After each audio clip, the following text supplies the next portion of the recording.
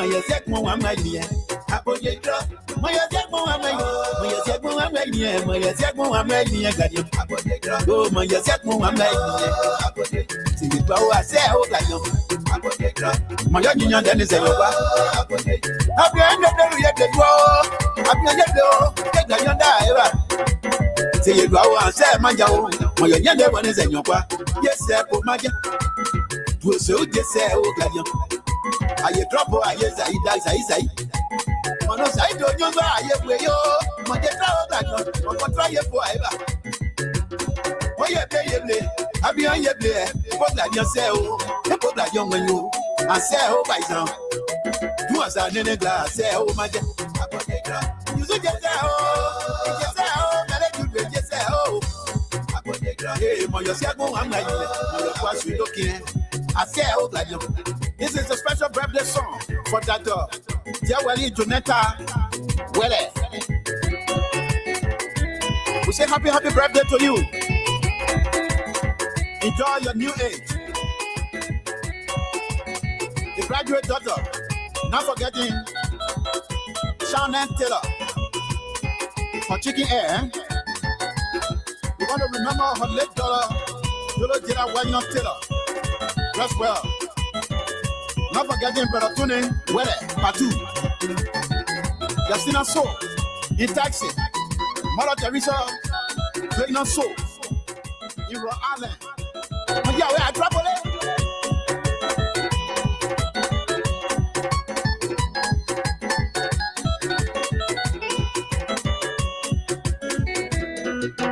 Edward's birthday, Edward Lusso, Capiada. I say, oh, God, you.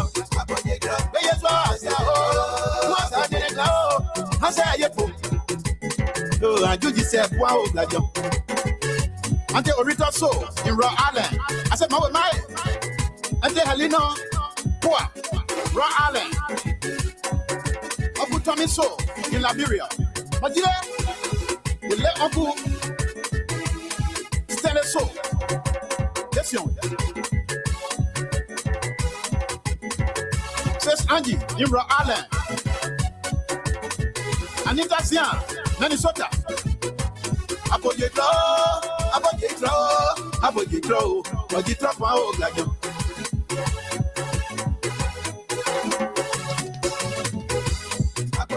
Jonetta, well, I did drop wow. Or I see myself. My person looking, my person looking. You just say, oh, like you. No, I bleed Daniela. Not run your way. You say, get it. I'm behind your draw. When I go. Alfonso So, I go. Many thanks to Mr. Alfonso So in the US. And now Alfonso So, they could be up waking. I try to say, what's your go at York? Congratulations to that Jawali Jonathan Wele. It is your birthday. I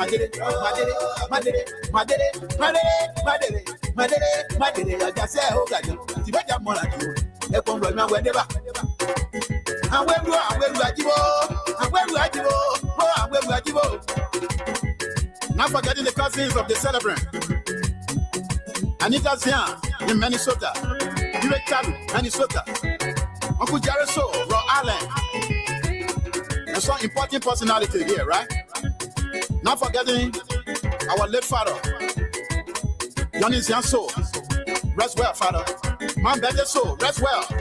My nephew So, listen, we are in a double celebration. Congratulations. Hey you, it's time to pack your bags. The world is calling. From the skies above to every corner of the map, explore all 7 continents with journeys designed especially for Europe and Africa. Whether it's a cruise, an all-inclusive resort, a hotel, car rental, theme park getaway, or the perfect excursion, Ayana's Dream Escapes brings the world within reach. Adventures start here. Don't just dream, escape. Book now, visit our site, scan the QR code, or just call today.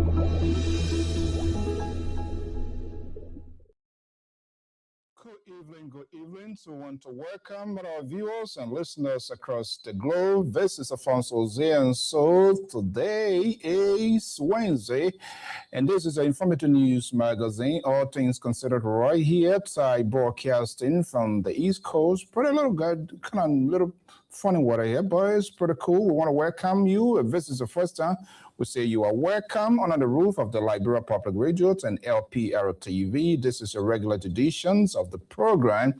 All things considered, the analysts will be here to scramble to have a conversation. But in the meanwhile, we're going to take some conversations on the community front. As you know, Liberians cross-country in Liberia and across the globe will be observing 179 independence anniversary. And the ocean state of Rhode Island is no exception. So what's really going to be happening here? We're going to be talking to one of the organizers of this independence celebration that is expected to unleash this weekend. We say good evening, welcome, Mr. James Dubber, right here in our own ocean state of Rhode Island, one of the community leaders. Thank you so much, Mr. Dubber, for joining us here as well. Tanon, good to have you here. By the way, just do us a favor and hit the shared icon, the share button, throw it in a group, invite any friends, and tell Vance LPR is on. Here we discuss the issue in all forms and contexts. We don't say it your way. Sometimes our conversation becomes uncomfortable because we are in the business of asking all of the tough questions, except one person who always try to do that is the Liberal Progressive and his ally on this network. They are doing everything possibly they can to liberalize this network. But our sole responsibility is to keep the news fair, balanced, and proportional in a bid to have these national, critical, and painful conversations in our country, in our community, to our those steps and wherever we find it. And so we do it not because we are not antagonistic to national government, to community, but in the interest of having these fair conversations and to restore some sanity. And this is what we do here on this network. I want to welcome our viewers and listeners. Just hit the share icon. Garment, good to have you here. Joetta, good to have you. Well, my guest is here standing by from the suburb of Providence. As you know, the ocean state of Raleigh. If you are within here and just for whatever reason, like my folks in Minnesota, they are crying. They say the game canceled. So everybody, hell is breaking loose. But I can tell you, airlines are taking us on cheap ticket, and the ocean state of Rhode Island will be the action peak comes this July 26th Carnival celebration. But how is the preparation going? Someone is here to take us inside the process. I ordered my suit, but it's not around, so I don't know what I'm going to do. But let's see what happens. Let me bring in Mr. Don. Samadan is one of the community leaders. We're going to be talking here on this program. Mr. Don, good to have you here. This is LPR. My guess is your first time appearing on this network? Yes, my first time. Have you listened to us before? I followed you guys a lot of times, and it's incredible being here. Okay. So let's play some hardball here because sometimes I get disappointed, but I'm not going to be deterred. We have one old man on this network who claimed to be liberal, but he doesn't talk like a real liberal. He's some kind of pape with, this stuff they call guano. He get 1,000 tons. One day he talk, another day he come. Are you a fan of the liberal or are you a fan of the independent folks? I'm independent. All right. I love that. Okay, man. Good to have you. Thank you so much. Thank you for all what you do in the community. And this is what we do. We are not selective in conversation. As we talk these tabata in Liberia, we need to also keep focused. Things are happening right on our feet. It is important that we enlighten and tell our people. Man, it seems to be the ocean state going to be like... would be Osa. Osa. Okay, so let's introduce yourself, your role in the community with this planning committee, which is much talked about in the quarter. Friends called me from Minnesota. The game comes, so I should have gone there to do the broadcast with KMTV, but they canceled again. So many men are going to become here, so we end up pulling them here. So lucky beat Lakari to get me back here. But look, okay, introduce yourself and let's get right down to the business. Okay. Thank you, Mr. Soul, for having me on your platform. My name is Samuel G. Dom, a resident of Providence, Rhode Island, from the Gill Tribe. Grew up in Monserrado, Monrovia, GSA Road, precisely. Moved over a couple of years now, and I'm the financial secretary for the Liberian Community Association of Rhode Island. Um, so far, so good. By profession, I'm an accountant, and I work with medical company staffing solution right off Street, and it's a blessing being on the platform. And I hope and pray this go accordingly, and we can keep our people updated on what's going on in the community, what needs to be done to forge ahead as unity, the paramount key element in our community. Thank you. Okay, so how long you been in Rhode Island? Approximately 10 years now. 10 years. Wow. Okay. Yeah.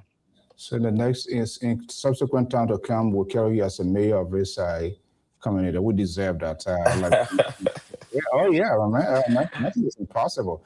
I Oh mean, no. you're Yeah. pay, I assume you have all of the credentials. You know, well, the good thing about these people, they're not too much of the book business or common sense, Yep. the integrity that you bring to the table. They look at your trash record, your living in the community, things that you do, and then trust you with power. Like Liberia, you got to be director. The director business that will get us to be who we are today, and So everything is breaking loose. But that's not the point of conversation here today. My man, Sherry, welcome. Since I met you in Baltimore, your CDC people are invited you. You don't want to come. But anyway, that's a different thing. I know you chairman for one of the campaign things. Okay, so you the money person for this community. You yes. the finances of the community.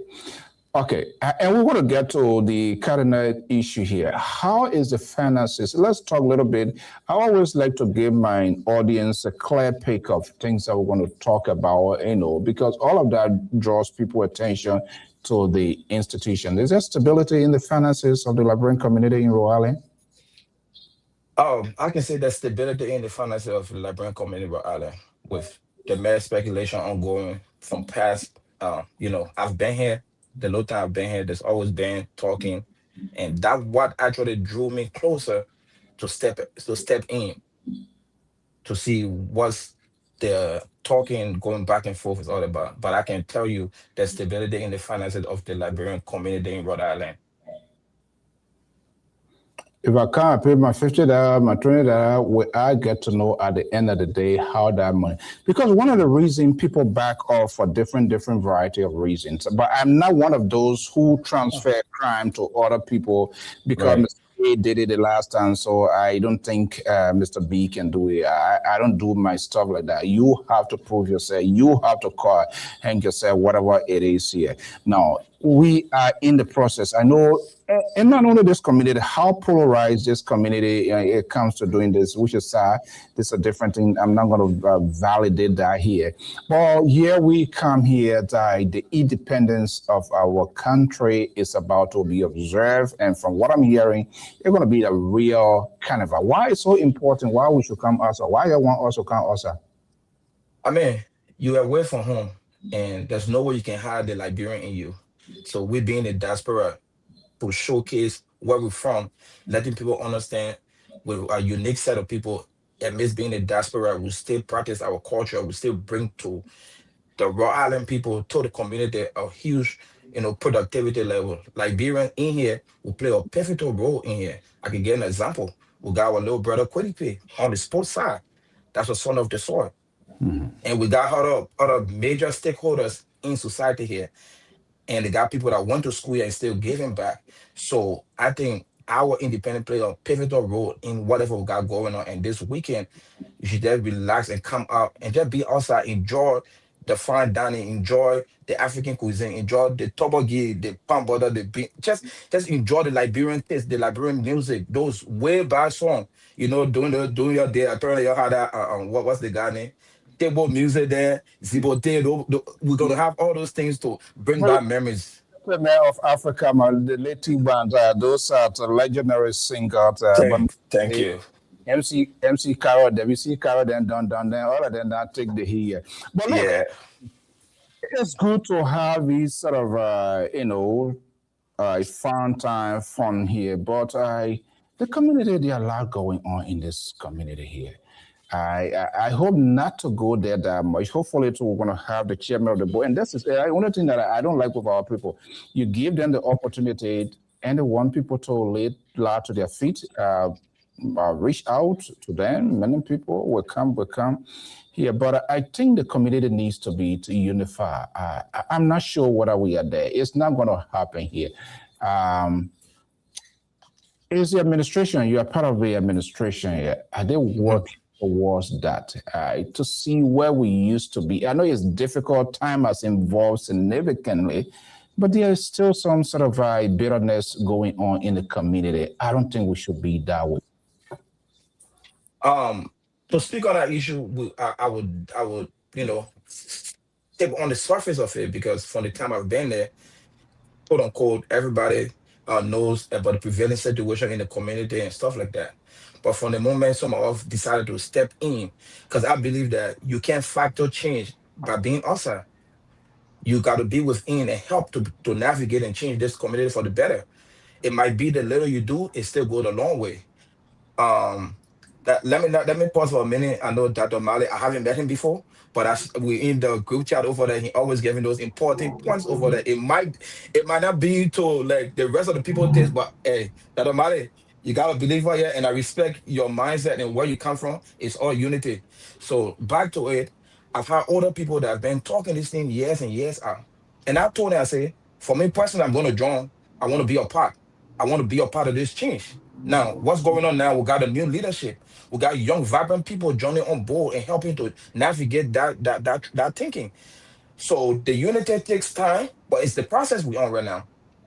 And Okay. I can tell you in a couple of months, like if you see right now, every month there's something going on for the community to help them bring us together bit by bit. Like for example, your hanging being the snake moth, you just call it from there like that. Everybody is aggravated on certain things, so we take our time and mend all of those wounds and make it in the broader area to make it look good for our people. There's a lot of activity we're doing. We got the gala every month. We got a gathering every month that people come in, just play Ludo, check up, other stuff, and just interact with society. So the fact that they're having that interaction with them, trying to see things, talk about things in society, what's going on with us, what needs to be done, it gives a broader understanding from the board now to step out. Okay, these are things. So with the calendar of events, they're going step by step, and we're gonna reach our milestone. We're gonna reach this unity in one.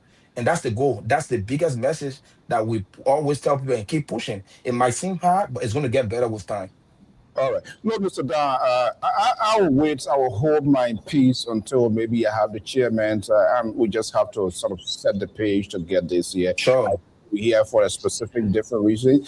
Dr. Male is our senior education analyst of the Liberia Public Radio, joining me right here in the Ocean State from Pawtucket, right here in my own backyard. Dr. Male, good evening. Welcome. Yeah, good evening, CEO, All right. and my greeting to Mr. Dan. Mucho Okay. salute to you, Papi. Okay, Mr. Dan, you are the life wire of Lakari. You know, he who controls the money, man, controls the movements and the activities of the organization. But let's get a run through here. What should we expect, anticipate? It's our Independence Day. We need to have fun. We need to do whatever we do. But give us run through here when this event kicks off. So this whole week, the event has been back to back. Um, we had one on the 18th, on the 22nd, the 18th was the cultural day where they went to the downtown, the state office over there. They went, they um raised the flag. They had a ceremony over there. The mayor was there. It was a brightful event. People show up, and that was done with. As we come down to this weekend, the 24th, which is the Met Gala. At this gala is going to be where we're going to have the red carpet. We're going to have a Ready Go Farmer event. And within that, we're going to have a surprise thing for the people. During those days, we had a little thing called the coin contest.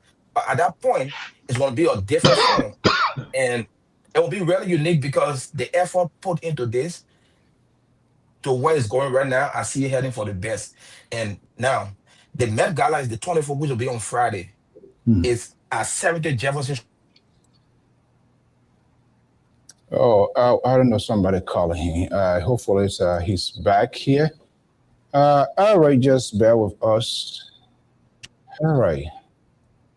Okay. I know somebody tried to interfere with your line, right? I'm so sorry.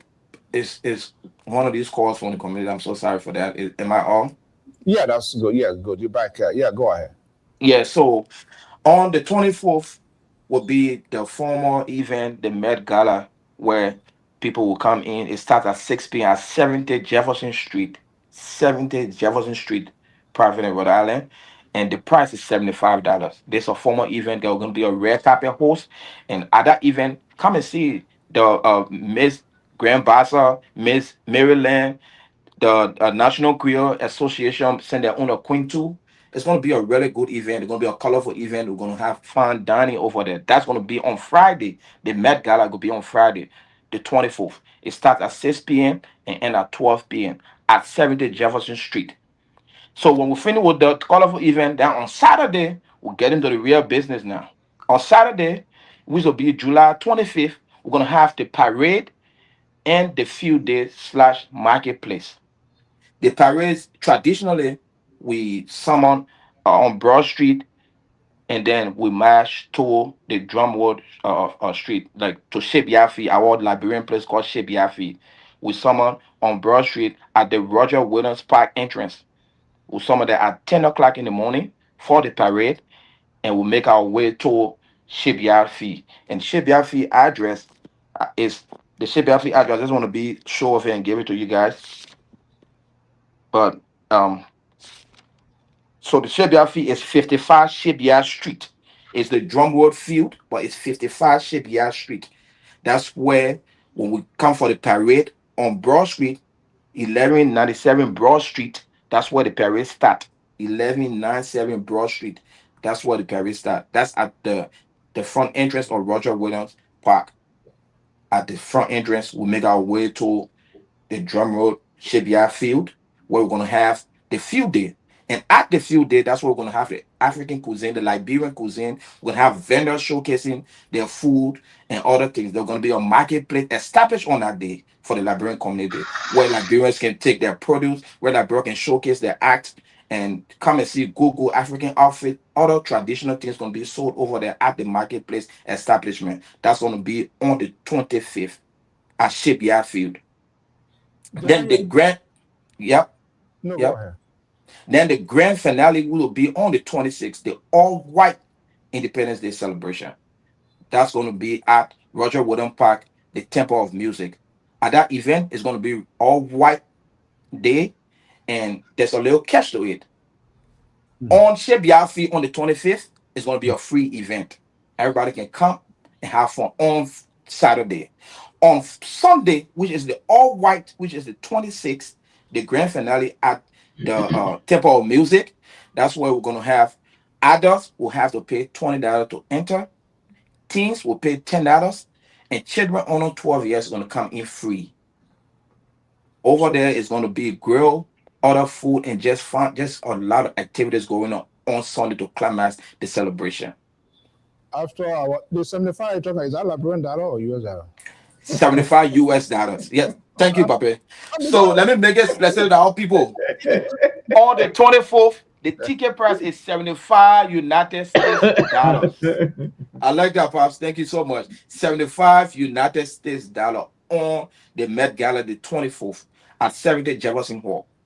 On 25th, it's a free event. You come for the parade. We'll go down to the field for our field day at Shipyard Field, where you're gonna have the vendor set up, selling their businesses, interact with them. The marketplace is gonna be established, where you see Liberian creativity at its finest, and just gonna be a whole day of fun on the field. Then we're gonna climax it at the finale on the 26th in the park at the music, the Temple of Music, Roger Wooden Park. That's what it's going to be, a really good event. And at that entrance, $20 for adults, teens at $10, children under 12 years is free.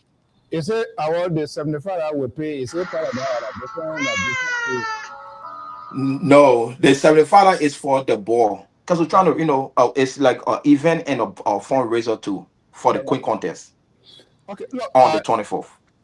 and I'm going to hold you here, and you are at Yeah, liberty to plead the faith because we in this industry we are on an obligation to also tell the real story to our people. Uh, sure. so many reasons other people go to event, other people pay, other people don't want to do because certain Yeah, things not done. yeah, Now, uh, as the administration, you are at liberty to plead the faith. If you don't answer, want to answer my question, that is okay. sure.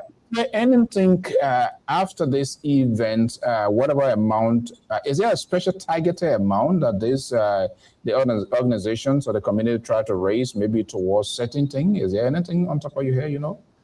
Um, Not a targeted amount because this organization is all about our people in the community. We're just doing this because what happened is July 26th sets the pace for August 24th, which is the giveaway day for kids going back to school. So whatever been generated is being you'll be used in August for the kids' day. So targeted amount, there's something pondering here, but we can't go into detail. But whatever generated, there'll be a report of everything is going to be displayed. Hold on. That report there, yeah, well, I've been hearing nothing. I've been in the business, yeah. Well, there'll be a report. It will be displayed. It will come and talk. They say, everybody got to do that. And this is what I come into here as if you are soothsayer, you forecast what are going to come from out of my mouth. Now, Yeah. and that's what I'm saying because we have to, you guys, our leaders, we want people to have confidence Confident. Yep. a leader. And this is what that is lacking so much, not just only here, all of the community. People come, there can be some good ideas to make collections, you bring them here. So let me ask you, after everything, will you come back here to tell me how much is raised? Because you here now to blow the horn. Oh, Will you oh come here so to tell my so audience? so for my profession, I believe in accountability and transparency. So the least I would have the least is not to tell public what happened. The board of directors has this mandate and everything, but my due diligence, I'm going to do what I have to do and pass it on the record state authority. If need be, that's what the in the back would decide to do, and it wants me to step in and do that, I'll definitely play the role and tell what was raised. Particularly, I would do everything if it costs me to do that, as long as it falls in line with the board, the constitution and the board director rights and whatever they get to play with that. I'm definitely open to that at any point in time because I believe in transparency. Because the road to unity, you gotta be clear with people. You can't want to lead people. You got hidden hands. So if we try to do it the right way, let's do it in full. All right. So the other constitution thing there, I don't. So that the constitution allow you to come here, right? The constitution No, allow you to come back. no. I came here because I think it's right. Okay, We no, step on this fold and move the community forward. That's a good thing. I really, really all love of being here. because what we try to do here, we want people to, for the community to regain the trust in their leaders. That is very Yes, vital, and I hope you can also help us to accelerate that message to them to let them know because that is very much important. People definitely. when they get a feedback. We not we librarians don't really librarians are good givers. They gave. They are reason other people are developing artificial leprosy fingers because they are put into something and at the end of the day they are no story. We just come with this spider web story here, which is good here, but I obviously here. Dr. Mali, don't hesitate if you want to jump in just to ask a question. You can do that, but please, yeah, so we'll do it. But what is the momentum so far? How is the community? What is the reception that you're getting from the community with respect to this event ahead? It's positive. Things are going accordingly. We having people showing up, people purchasing, and mind you, we have t-shirts on sale. The t-shirt on sale. You can purchase your ticket on www.lacari.org. www.lcari.org. We have four different designs: the all white and the printed white, and we have crop top for the ladies too in red and white. The prices are there. You just go on there, you purchase, or you purchase one of them. If you want people it delivered to you, my number is going to be the Mr. Sogan. Get just let me know. I will deliver onto you. If you're in the neighborhood, if you're around here, I can deliver it to you. The price is very. It's on there. www.lacari.org. People are anticipating. People are going for the t-shirt. People want to show up. People want to turn up, and it's a good feeling. I know every time I interact with people, they're like, "We can't wait for this weekend." I'm like, "Hey, just be ready. We outside." Like the Liberian post said. You see, you don't know how to operate like the Lebanese people there. Usually, I send one of that t-shirt and they on me, and they're advertising it. By the Oh, time you but guess what? I didn't see you in person. I had your t-shirt in the car and it stayed with me. So you not be that tomorrow morning. I'll find you and give it to you. I was there, also that one. You and Dada Male, I'll bring your t-shirt to y'all. I'm telling you. Okay. No, yeah, I mean, we really want, and what we do here is for the love of the community too that we have. But at the same time, we are on an obligation because, I mean, the media industry now, we are not helping as well in terms of the way we conduct ourselves, the way we do things, the way, it just become too much a drama. Yeah. Yes, the media is part of it, is entertainment, but for God's sake, we need to kind of like really have these honest, painful, uncomfortable conversation so that our society, so that the community will gain its rightful standing, so that we will hold people. We don't want to hold, for me, I'm not one of those who just hold lawmaker accountable. I need to hold you accountable. You can hold me accountable because this is you have started, you are in the lamb. So as long as you come in the public space, whatever you say, we have to, to hold, everybody accountable to make sure the right thing is done. Dr. Mada, do you have a question for Sam? Well, I just want to, first of all, I didn't know he was serving as the financial secretary for this Lakari. But by way of my stand, I'm non-aligned. Not aligned. I'm associated with all Liberian identity and all Liberian organization. So I do not have a particular spot where I normally transform to dance. But I just first of all want to congratulate you for your election or preferment, and the Liberian community, objectively speaking, is making some strive.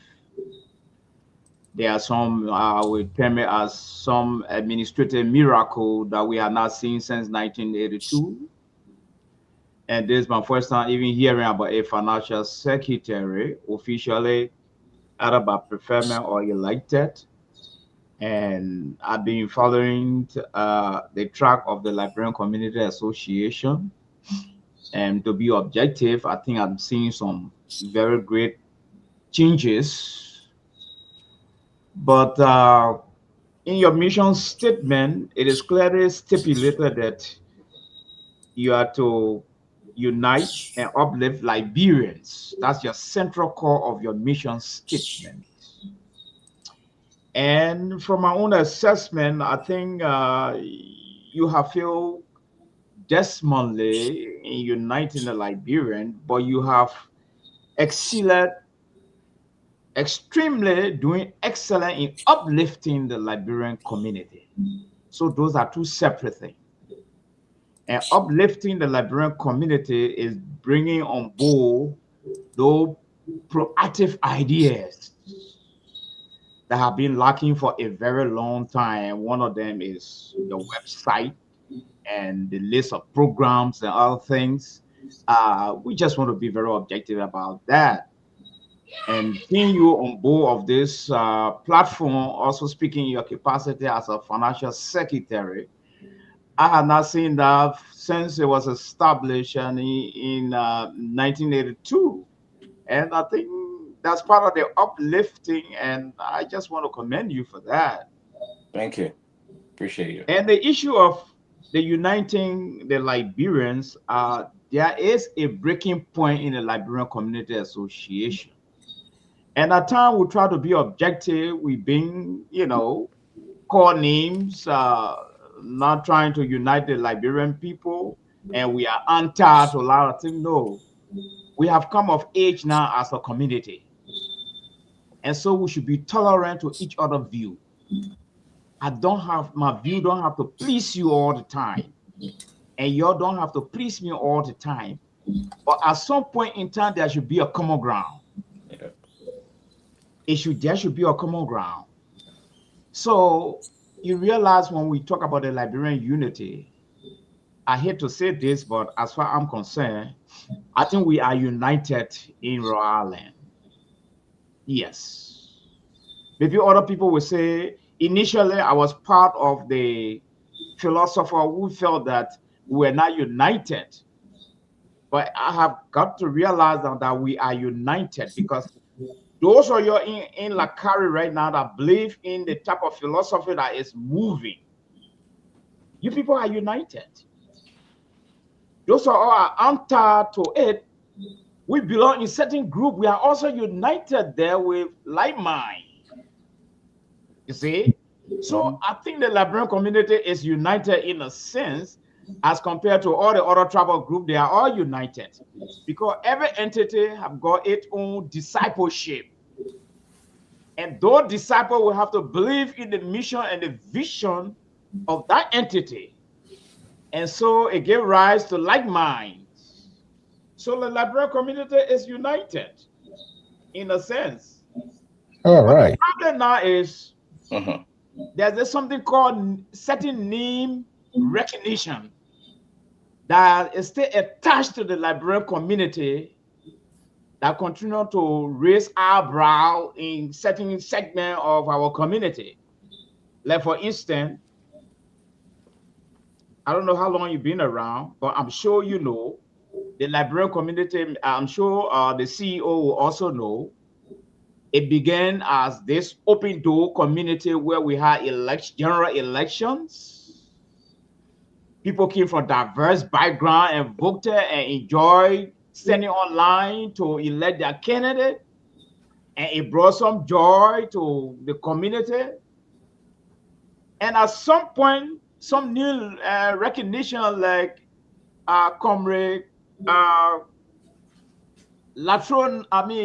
Nangbe, they came in with a different philosophy. And the philosophy was, what started in 1982 up to today was we tend to politicize the Liberian community. And it was almost like a political institution. And so he decided to factor in his own philosophy to narrow it down and giving it the NGO flavor. Now we have executive director. I mean, we have a group of people elected as the executive. Then we have the board sitting there. No more. We now have what we call in-house election. And the argument now, it was being politicized, but we want to give it the NGO flavor now. So I come in as CEO, there where the breaking link came from, and other people decided to back off. And other people felt that at that time we're enjoying ourselves electing our people. But it has been programmed now as a NGO, quote unquote, the lateral philosophy. All right. And the reason I try to call your attention, Sam is here completely on a different thing. I would love to have this sort of conversation with the executive, with the board chair. This is a very long range. I conducted one of the consequential election here that I led all to the Superior Court. You know that is that's a different thing, and that's what I'm talking about. But hopefully, we have extended this network, and I hope maybe you can intercede for us because I've tried over and over that they will come for us to have these sort of conversations. They are very uncomfortable. We know, we are aware. But they have to get people to get stuff out of their chest. Because sometimes if you don't tell people things, what they hear outside there, they believe it. It's simply because you don't say it. So people tend to fill in the gap. But that's not what we are here for today. So the T-shirts, let's just go strictly to the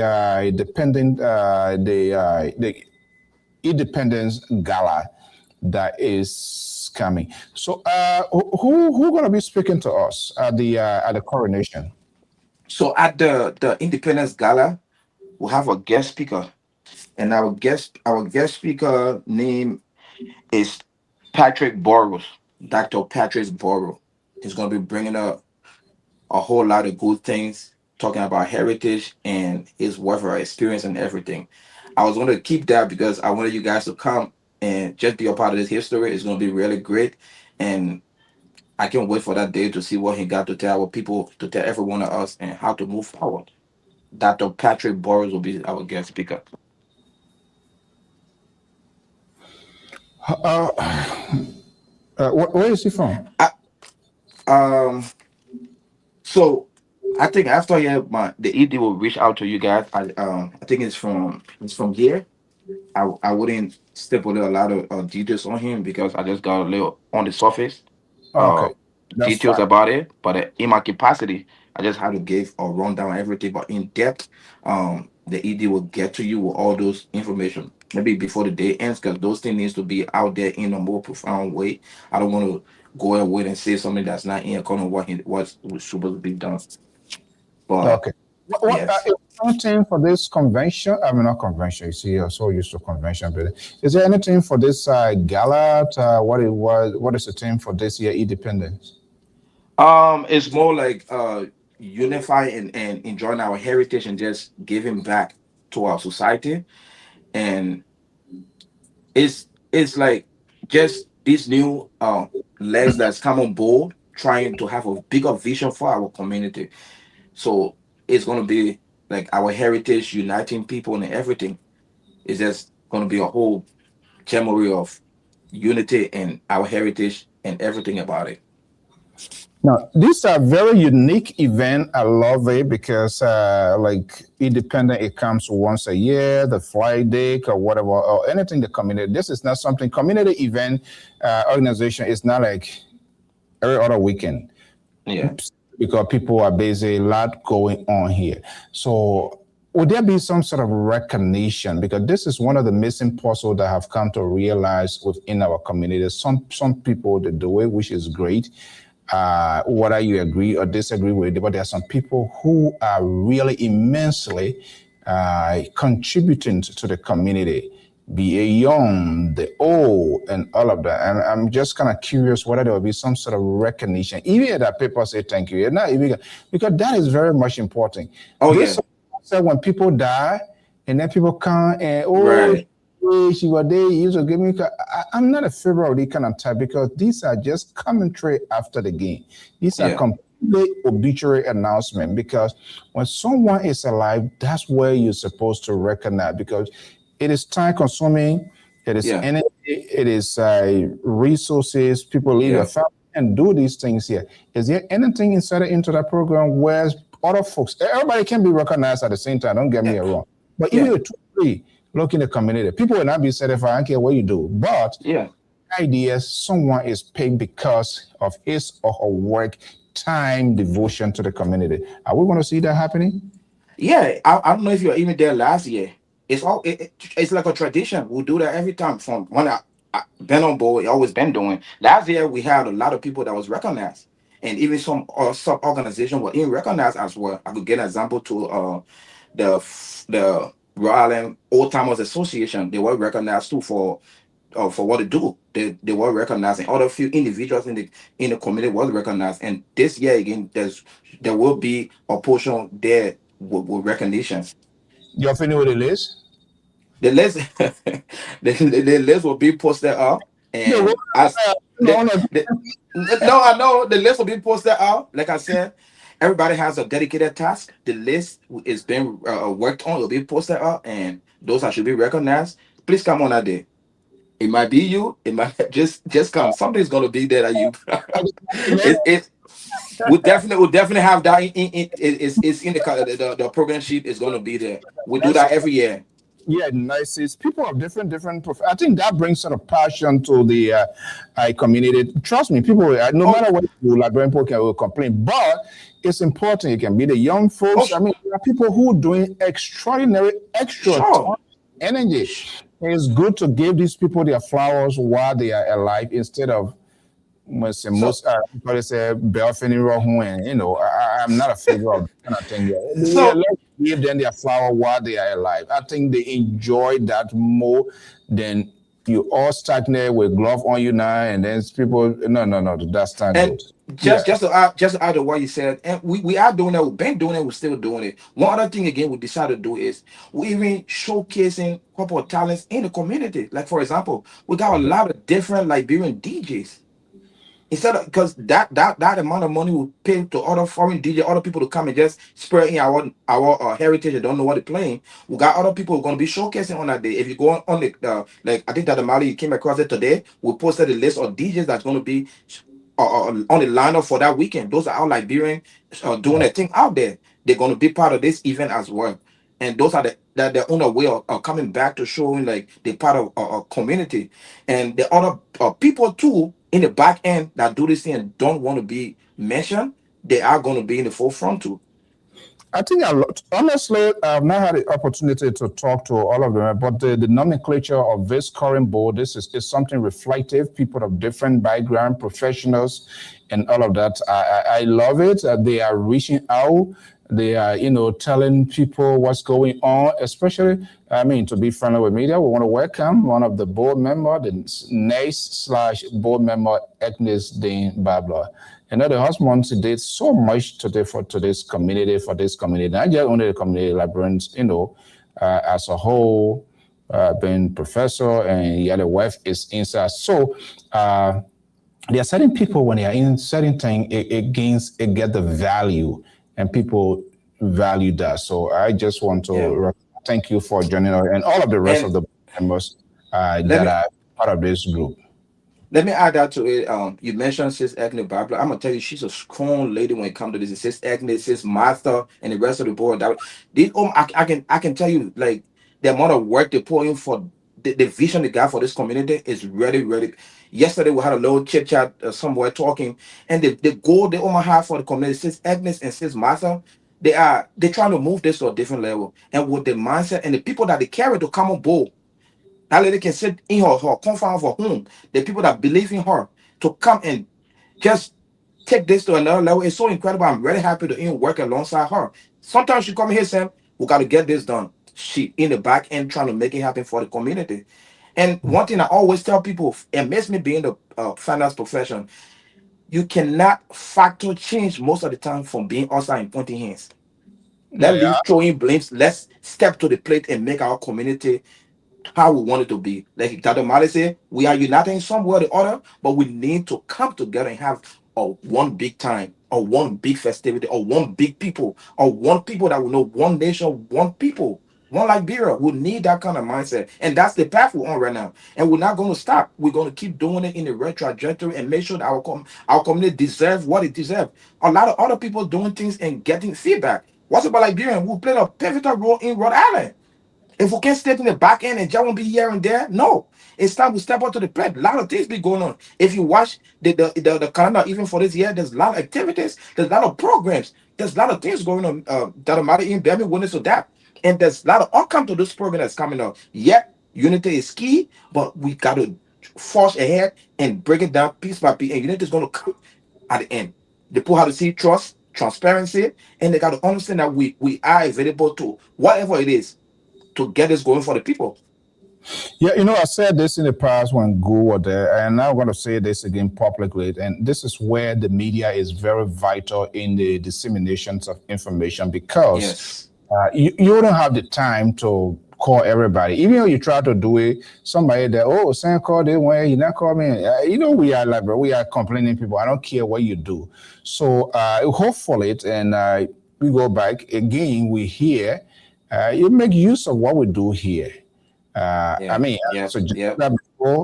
to good and even Latro have a Liberian community hour on this network. Well, sometimes you just tell people just need to be informed. People just need information. When you're doing a lot of good stuff and nobody knows about it, like you're not doing anything. So they're not entering. People fill in the gap with their garbage that they have.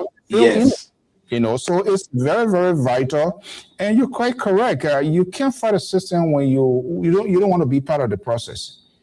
Be in the system and be against it, then you have it fixed. But when you across Kavala River and you want to enjoy, and then you say, "Oh, that river moving there." Then of course, nobody going to listen to you. Sit at the table But and CEO, let me just disagree, and then you have that sort of savored argument why you think it should be this way, This and way, yes. amend those fences. Yeah. Yes. yeah, I just wanted to add this to this conversation of having a PR TV hour. You see, sometimes most of our contemporary leaders these days, sometimes they miss the point. Their strategy to unity, and one good strategy to unity, three good strategy to unity is tolerance. Listening to people, listening to what you don't want to hear. It helps to bring unity. Come on the platform and meet Marley and say, "Oh, you said that it's not true. These are the facts." So. By the time we exchange those views, those who even listening, it helps to unite them. If you have LPR TV hour, every time you come here to tell us about all the effort you're making, and I come to challenge you on some point, and you get justification to give me, you are educating me. Sure. Despite our age differences, Sure. you are Sure. educating me. Yeah. But if you decide to sit back on the fence and say, "Oh, Dr. Mane is a radical. Oh, this guy, all his views are always counter so and so." You're not helping to build a bridge. Yeah. What you're doing now, you're even strengthening me now to keep moving forward. You see, like for Yeah. instance, you made a statement that, "Oh, Dr. Malik is aware of some of our program." That's very true. I sometimes I follow some of these things a lot. Of late, I was thrown out of your chat room because someone was intolerant of my view. How can we bear unity like this? Uh, All right. yeah. You know, But it's like Jawab Let's take a CEO is saying. Let's take a quick commercial break. We'll be right back. Hey, you. It's time to pack your bags. The world is calling. From the skies above to every corner of the map, explore all 7 continents with journeys designed especially for Europe and Africa. Whether it's a cruise, an all-inclusive resort, a hotel, car rental, theme park getaway, or the perfect excursion, Ayana's Dream Escapes brings the world within reach. Adventures start here. Don't just dream, escape. Book now, visit our site, scan the QR code, or just call today.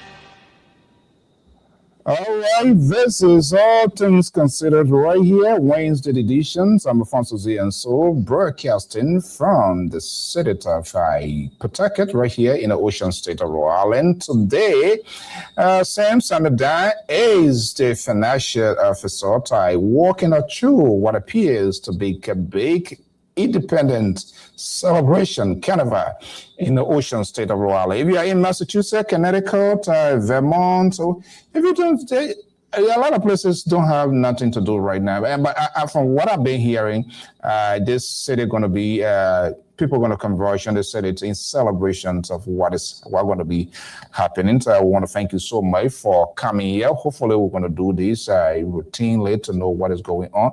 So let's come back here. I know we have a specific time. You guys are still in the preparation aspect. Don't hesitate to always share information with us.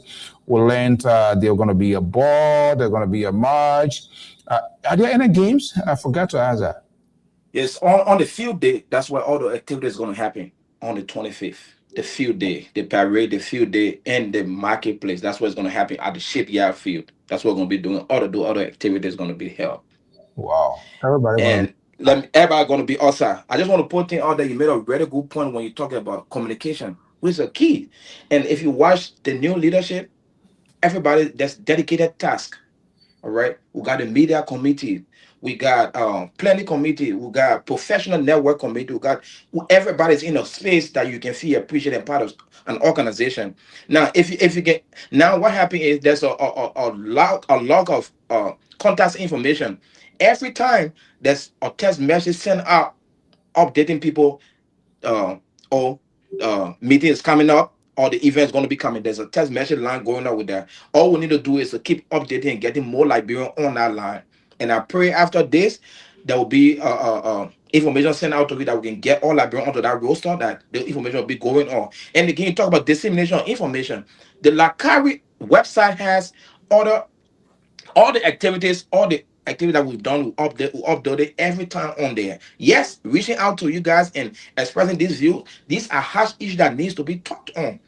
I'm not going to speak for the rest of the board, but in my capacity, I know that those are things they're working on. And pretty soon, they're going to be right in your face. Those hard conversations are going to be held. And we have to move this community to another level. They are prepared to do that. Will it take time? Yes, but it's going to happen. And I can break my chest on that. The road we're on right now is going to go really forward. Now, you talk about appreciating people. Yes, he mentioned that he mentioned veteran Nathan Latro. He's going to be appreciated too. You know, he role he played in this community at large. He's going to be appreciated. And at the cultural events, there were a couple of teachers, retired teachers that were appreciated too on that day. If you go to www.lakari.com or .org, you will see all of those information right on the organizational website. We want to make it more diverse that people will get this information right there. You just this thing, just go right on there, you'll get it. Or you want this one, just go right on there, you get it. Now we got the tether link going on. We just need to update the link. And our president will say that link. So you please, in your contact, you get some librarian in there. Please say, oh, hey, let's add it to the listing. And we got a professional network too. I don't know if you fill out your form for your work too to be on there. If somebody come, oh, we need an event. We know you, Papa. We know you, Papa. You been doing your thing. I salute you with that one. But we need your need there too. So people be like, oh yeah, here's the Papa information. We're gonna put it on that listing. Yeah, no, I mean that's good. I mean that's how it's supposed to be. Yeah. By the way, I think besides the financial man, they need to make you a good marketing manager, man. You can sell product good. Now, Papa, let me tell you, Pops. I'm from a community where I saw my father, the late Samuel G. That he was the controller of National Port Authority. I seen him putting work for the community. So coming here and seeing young people sit aside and seeing what happened in our community, we thought it was to step in the place and do better. I've had hard conversations with older people in my church, but all they told me was, son, with you being there, we're happy that it will change. And every time I go to church, they do see changes. They come out, okay, my man, you're doing pretty well. Is it on the speed that they want? No, but it's going in that direction. We'll keep doing it. It will get better. Yeah, definitely. Like Dr. Mali says, don't have conversation needs to be here. It will come a time where y'all even get tired with the conversation because we always join on the platform. We'll achieve these good views to make the community better. If it reach to that point, we have to do it. These are hard conversations that needs to be held and clearly that's a lot of our older folks. There's a lot of people still in disbelief, a lot of activities going on, but we're all Liberian. However way, let's celebrate this community. Let's celebrate our culture. Let's celebrate our value. That's the message we want to preach for this weekend. We want peace, love, and everywhere. Let's pray. We are all one people. Absolutely. And I mean, I really agree with you. People just, we Liberian people, we are just different people. People should just agree with them at all times. And that's not life. No. You got to disagree with you. And the reason people disagree with you because you have not provided enough information to be persuasive. You in green, this is navy blue. You can tell me this is my man Alfonso, you're wearing a white coat. It is my responsibility now to tell you that this is a navy blue because to convince you. So I mean, this is the kind of thing that we want to do to always have these sort of conversations. Some of them you will like it, some you will not like it, and that's the hallmark of this network here. Yes. Why it is true, entertainment is a great portion of media, this and that. For all, it's less. We leave the entertainment with what it needs. What's some of those sad any the MC Carol? Oh, MC Carol, CIC there. Yes, yeah, we need the one that was CIC. We need to have some really good conversation. Sure. And it starts from here. Yes. What you're doing here now, the way you're going to hold yourself, the way you're going to conduct yourself, it paved the way for the next step. You could be representative, you could be senator, you could be president. So we need to start keeping track of all of these things here. I mean, that's I'm just saying it. No, definitely. You're right. That is very, very much important. And that's why when we have in this conversation, we take that very seriously. We don't want to waste our audience time. We don't want to waste our set time. Yeah.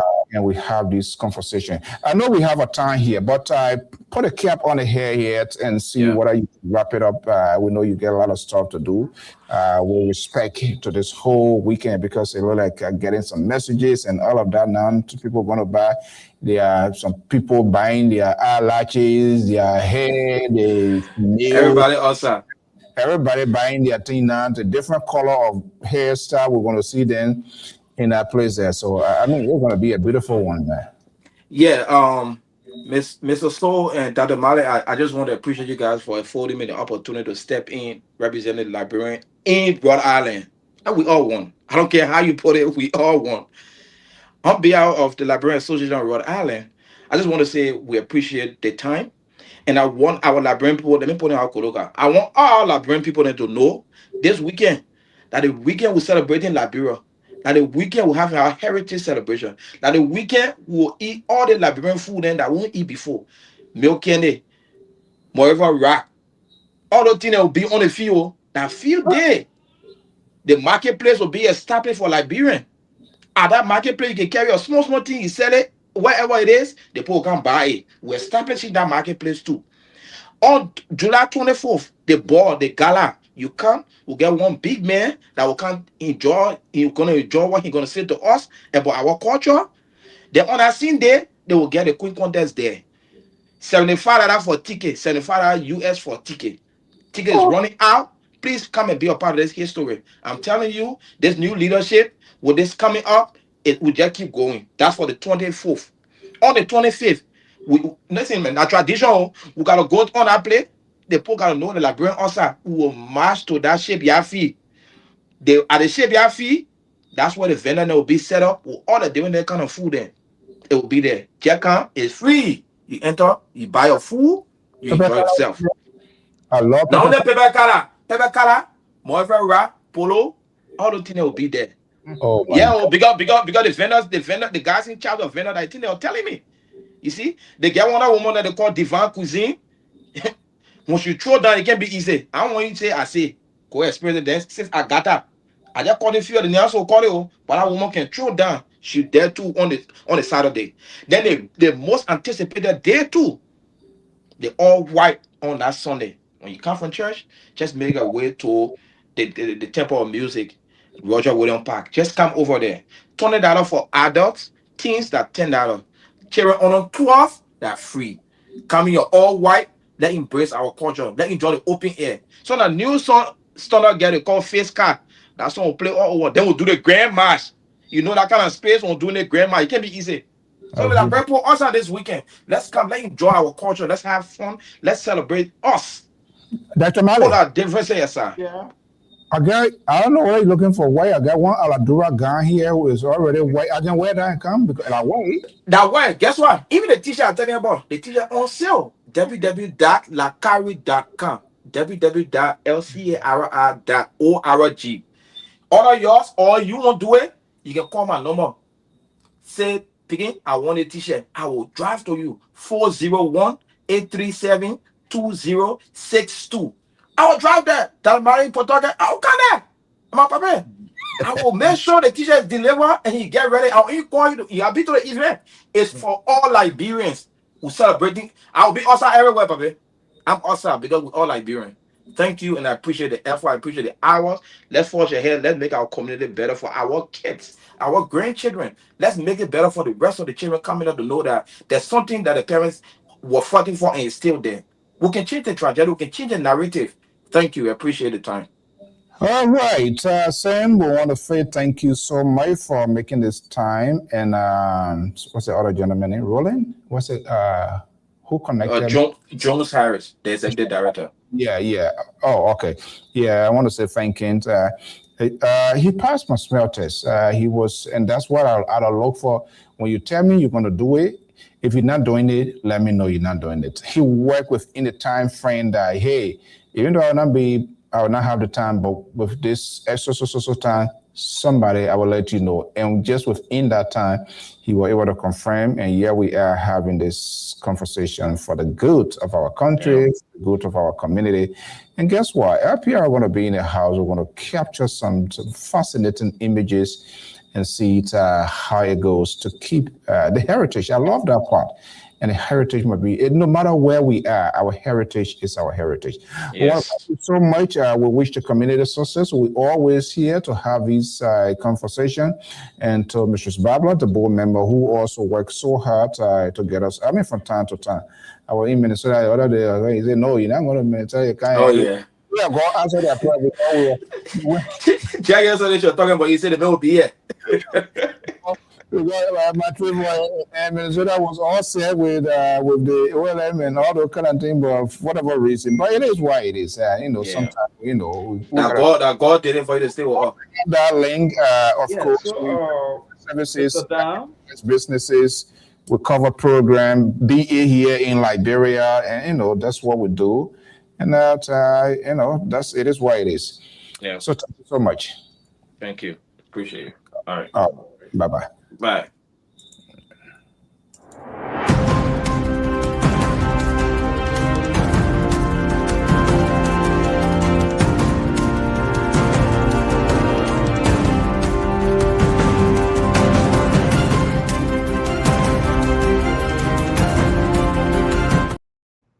Good evening, folks. I'm Alfonso Z and Sort of the Liberia Public Radio and LPR TV, right here broadcasting from the ocean state of Rhode Island. We're about to shift the gear again. If you are within the proximity of Rhode Island, Connecticut, and other places, join us here.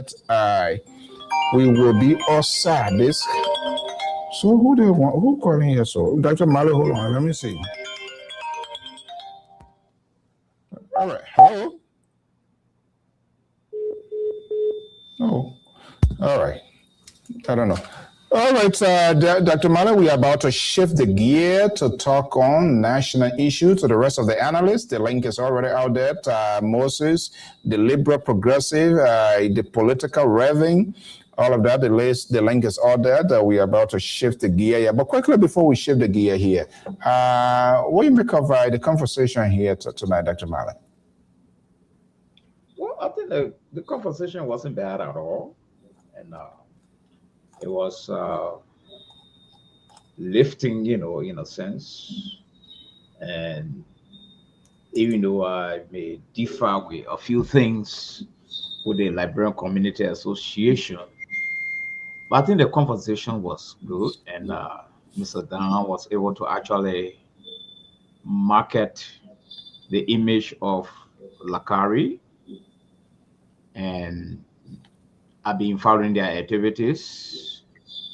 And I think there's a vast difference since it was established up to now. And I think they're making some strive. And the uplifting of Liberians, I think they are in the right direction. And I think he was able to provide very good information about what's going on. And and they are already fulfilling the aspect of lifting the Liberian spirit. I think they are fulfilling that aspect. As I said earlier, the issue of unity, I think we need to go past that issue now. I think we are united in a way. Yes. Because when we all have like mind, it could be 5%, it could be 10%. It cannot be the 16,000 according to sources in a state. Not possible. Yes, it's not possible to unite all the Liberians. Yeah. But it's possible to speak positively about all Liberians. And it's possible to put in place programs that will benefit all Liberians. You see? So the diversity in Rhode Island now, like you have the American group, they're also striving to satisfy a segment of the Liberian community, which of course is excellent. And then they have even formed themselves into a partnership, which of course is also good. You know, all these things, when you piece them together, we can come to the conclusion that unity is moving. We don't have to be in the same boat, but we still appreciate each other as Liberians. So even if I have the time, I go to these programs because it's about Liberia. So Right. I think there will be time when we'll have to put our differences aside and just see ourselves as Liberians to all occasions. You don't have to be a membership holding guy, you know, but to just fellowship socially with fellow Liberians. And maybe there'll be time for differences. When that time comes, we talk about that. But I think when it comes to our July 26th celebration, according to some sources, the day the former slave took our land from the indigenous and we are celebrating them, that's a different argument all by itself. But I think it is our identity. See what they throw you out of the chat room. So the people said it was the day the former slave took our land from the indigenous and we are celebrating this day. I mean, what kind of people are we? I said, well, we just need some identity now. And the identity we have now is a Liberian identity. There are two sides of this whole thing. You know, people remember in 1980, even though people were executed, but people jumping the street, Native woman born Soyot. Some felt it was a sense of redemption. Others felt it was different. So we always have this sort of diverse conversation view here. But anyway, thank you so much. But we'll say kudos to them. I really appreciate the time here, and we hope to. Yes. Lakari compared to yesterday and today, I think it makes sense to insert things of this new bold leadership. Yeah. The IT executive director, Mr. Harris, he's doing well. I mean, yeah, I see a lot of innovation and challenging one too. Yeah, I mean the composition, the current board, you know, and that's like I said, there are certain people can get involved and against spotlight. And that is very, very vital. That is very, very, very much important. Momo, I'm not sure. I'm not still seeing your image. Make sure you allow access to your camera. Okay, good. I think that should come. Okay, let me just see you. Elevate your. Okay, good. Okay, we are about to shift the gear to come to some high call conversation here. A lot going on. My man Tule, he was in Liberia. He said he went to visit Joseph Boakai and he just came back. So they're going to be telling us some of the things that happened and what's going on. We want to welcome our viewers and listeners across the globe. Kelto is our senior analyst of the Liberia Popular Radio based in Connecticut. Our man, senior contributor, Momota Tules is based in Atlanta, Georgia, is here. And of course, Dr. Mali John, the only two independent minds on this network. All of these guys, they are sympathizers and supporters of the liberal progressive. So, Kato, he's a Wiashin. Now he tried to make himself an independent. He's not an independent. He's just want to intrude. He's not an independent. He's a Wiashin. You can't be in two places at the same time. You're sedition, you're Wiashin. Unless you want to be a Boashin, Tule and Liberal are not going to accommodate you. They're not going to trust you. But anyway, gentlemen, good evening. So welcome. This is All Things Considered. Back to baseline. We're going to have a conversation. As you know, Wednesday is something you already make your topic. But there are two things here for me. I want to take I want to shift the narrative a little bit here and see that other people should be held responsible with the whole drugs issue here. That there are some people, there are some institutions being left out of the conversation, and I think that is unfair. And we can talk about it later on. I believe the custom, the immigrations would know who they are, what they represent. When people on fly, you go into Liberia, they ask you, other places, Ghana, how much you're carrying, how long you're going to stay, who you're going to stay with. I'm wondering whether there are records on these people, whether there was some sort of pre-checking was done by immigration, who these people are, who they were going to. And even if you are coming and you are non-resident, it is the obligations of the immigration authority to check on you routinely, regularly, as to what you are doing there, whether you are living there peacefully or whether you are violating our laws. Was that ever done? I don't know. So we need to look at that. When these guys got there, who were their contact person? They stop in the hotel or they have some sort of point man? Was there any sort of surveillance on them? I have no doubt that none of that was done. Because if it was done, I don't think we're going to get to this point here. But I don't want to focus on what's going to be the point of this conversation. Gentlemen, good evening. Welcome to the show. First come, first serve. Dr. Malley, let's look in your playbook. What is on your mind? Well, what is on my mind tonight? My greeting to Mr. Tule. You are welcome. I think, yes, I think the problem with the drugs issue right now, I think my focus is still on the drugs issue. And I think two things are conspicuously missing in the drugs issue. I think the issue of leadership, strategy, and plan of action is missing in the drugs business. Today, I was researching on the drugs law that was signed into law by His Excellency, former President Weah. And I was going through the drugs law.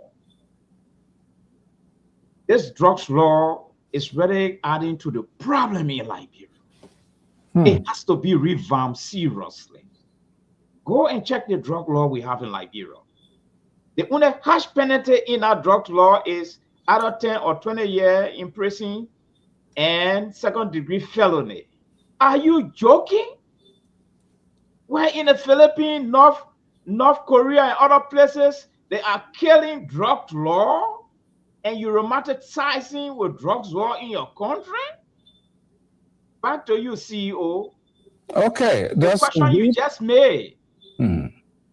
How do people enter the country? Who gave them visa? Who are they?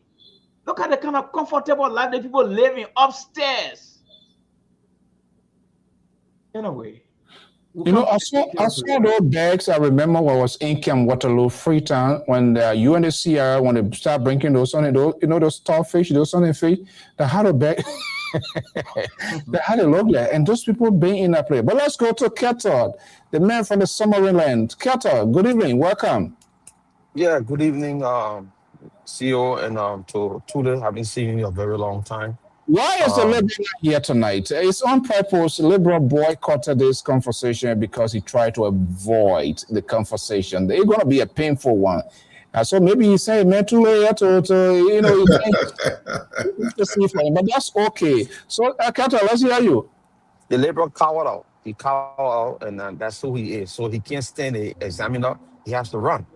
Anyway, so hi, Dr. Malley. So my talking point tonight, or what I'm really thinking about tonight, is the government case against Samuel Tue. That we are hearing the government want to retry the case. That would be a disaster to the Constitution of Liberia.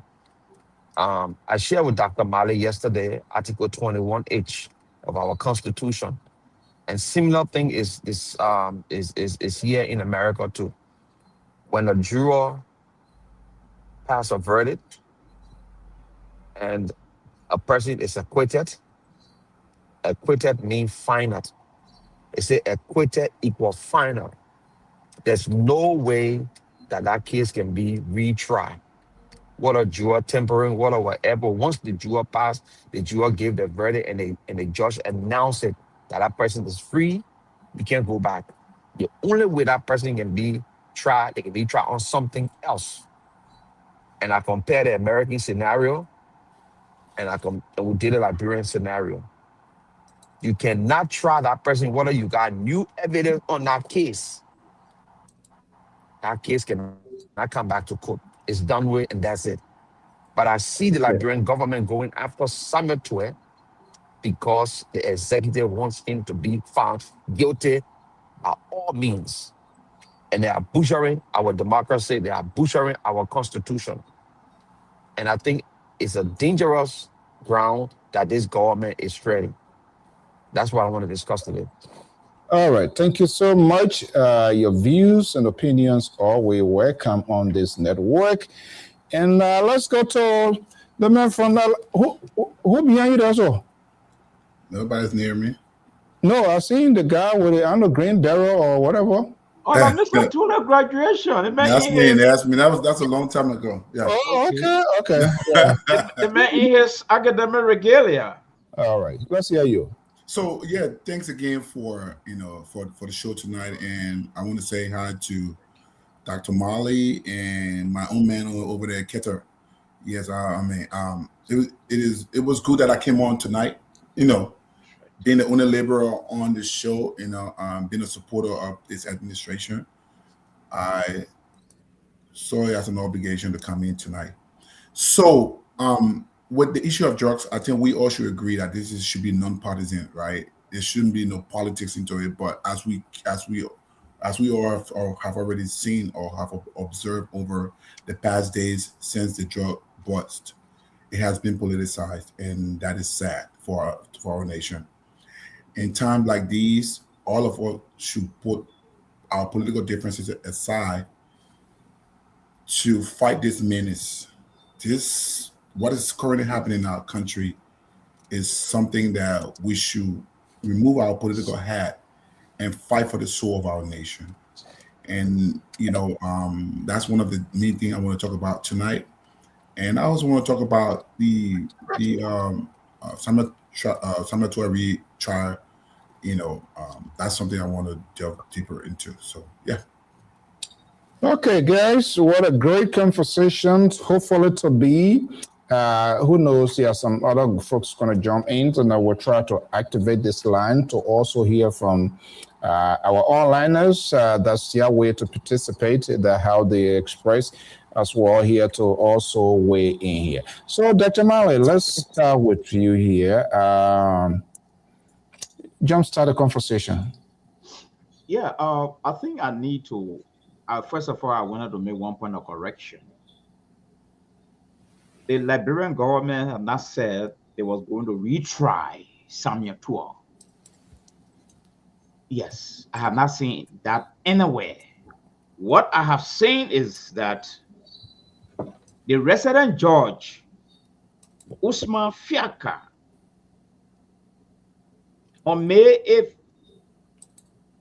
the judge said the acquittal could not be treated as final while the legitimacy of the verdict itself is under investigation. So the resident judge is focusing on the role the jury play in this thing. The aspect of Mr. Tuah had not come in yet. It has not been concluded that Mr. Tuah, after his acquittal, he will be retried. That's an assumption. But it is the jury, after some of the issues that came up, like the mobile call and some connection outside of their jurisdiction, have been told by reliable sources that the jury are under investigation. So that does not mean that Tuah is being brought into the legal land life to be re-prosecuted. We need to make that clear. The jury being investigated is not the same as Samuel Tuah being brought into the picture. That's a separate thing by itself. And I have not read that from anywhere, neither in our paper. So we have to wait after the jury investigation by the resident judge. The outcome will determine whether Samuel Tuah will be brought into the picture. So I just wanted to make that correction. Back to the drug issue. This drug issue, I think the joint security is responsible for what's going on right now.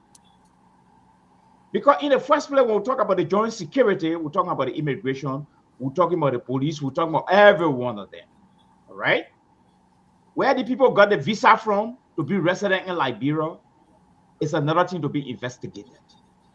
So the question now is, if we're living with drugs in our system, we know our border, all our borders are very volatile.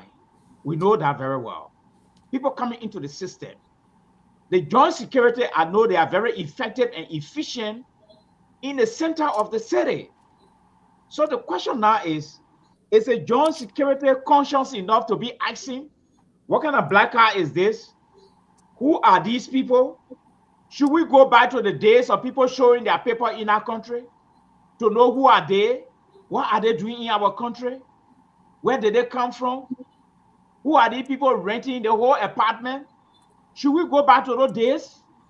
I think so. It should be part and parcel of the joint security operation, because this thing is very scary. Who knows? Maybe there are so many apartments in our place that have a lot of drugs in it and waiting for time to be shipped. You see? So I have few recommendations that I will be putting forward tonight. And besides that, I decided to use my research today to go to our drugs law that was passed by His Excellency, former President Weah. That drug law is very weak. It needs to be overhauled to incorporate some things. It will really serious to create a roadmap that will lead to a perpetual solution of the drugs issue.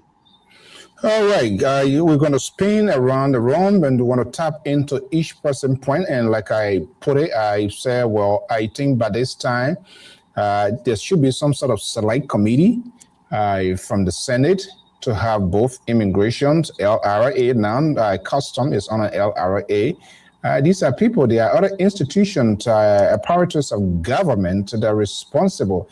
You and I know the immigration, when you come in through lands, borders, they will check your paper. They want to know how long you're going to stay. They give you a visa, either 3 months or whatever it is, based on the status that you are coming with.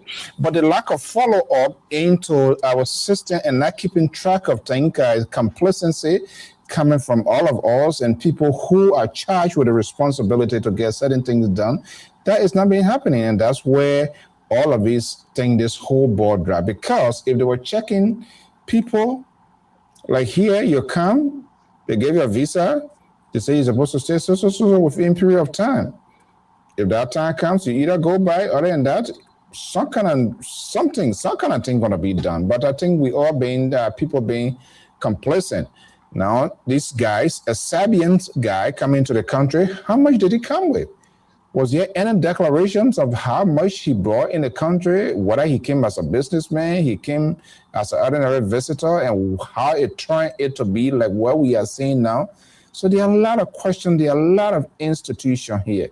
But again, when it comes to drugs, it's a well-organized, calculated crime that you will always have people within the inner cycle, within the system, who will show all of the loopholes to facilitate this. It's a very difficult thing to fight.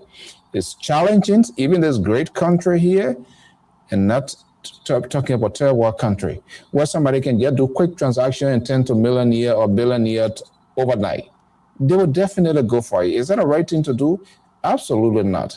So I think this whole thing is within. No question about that.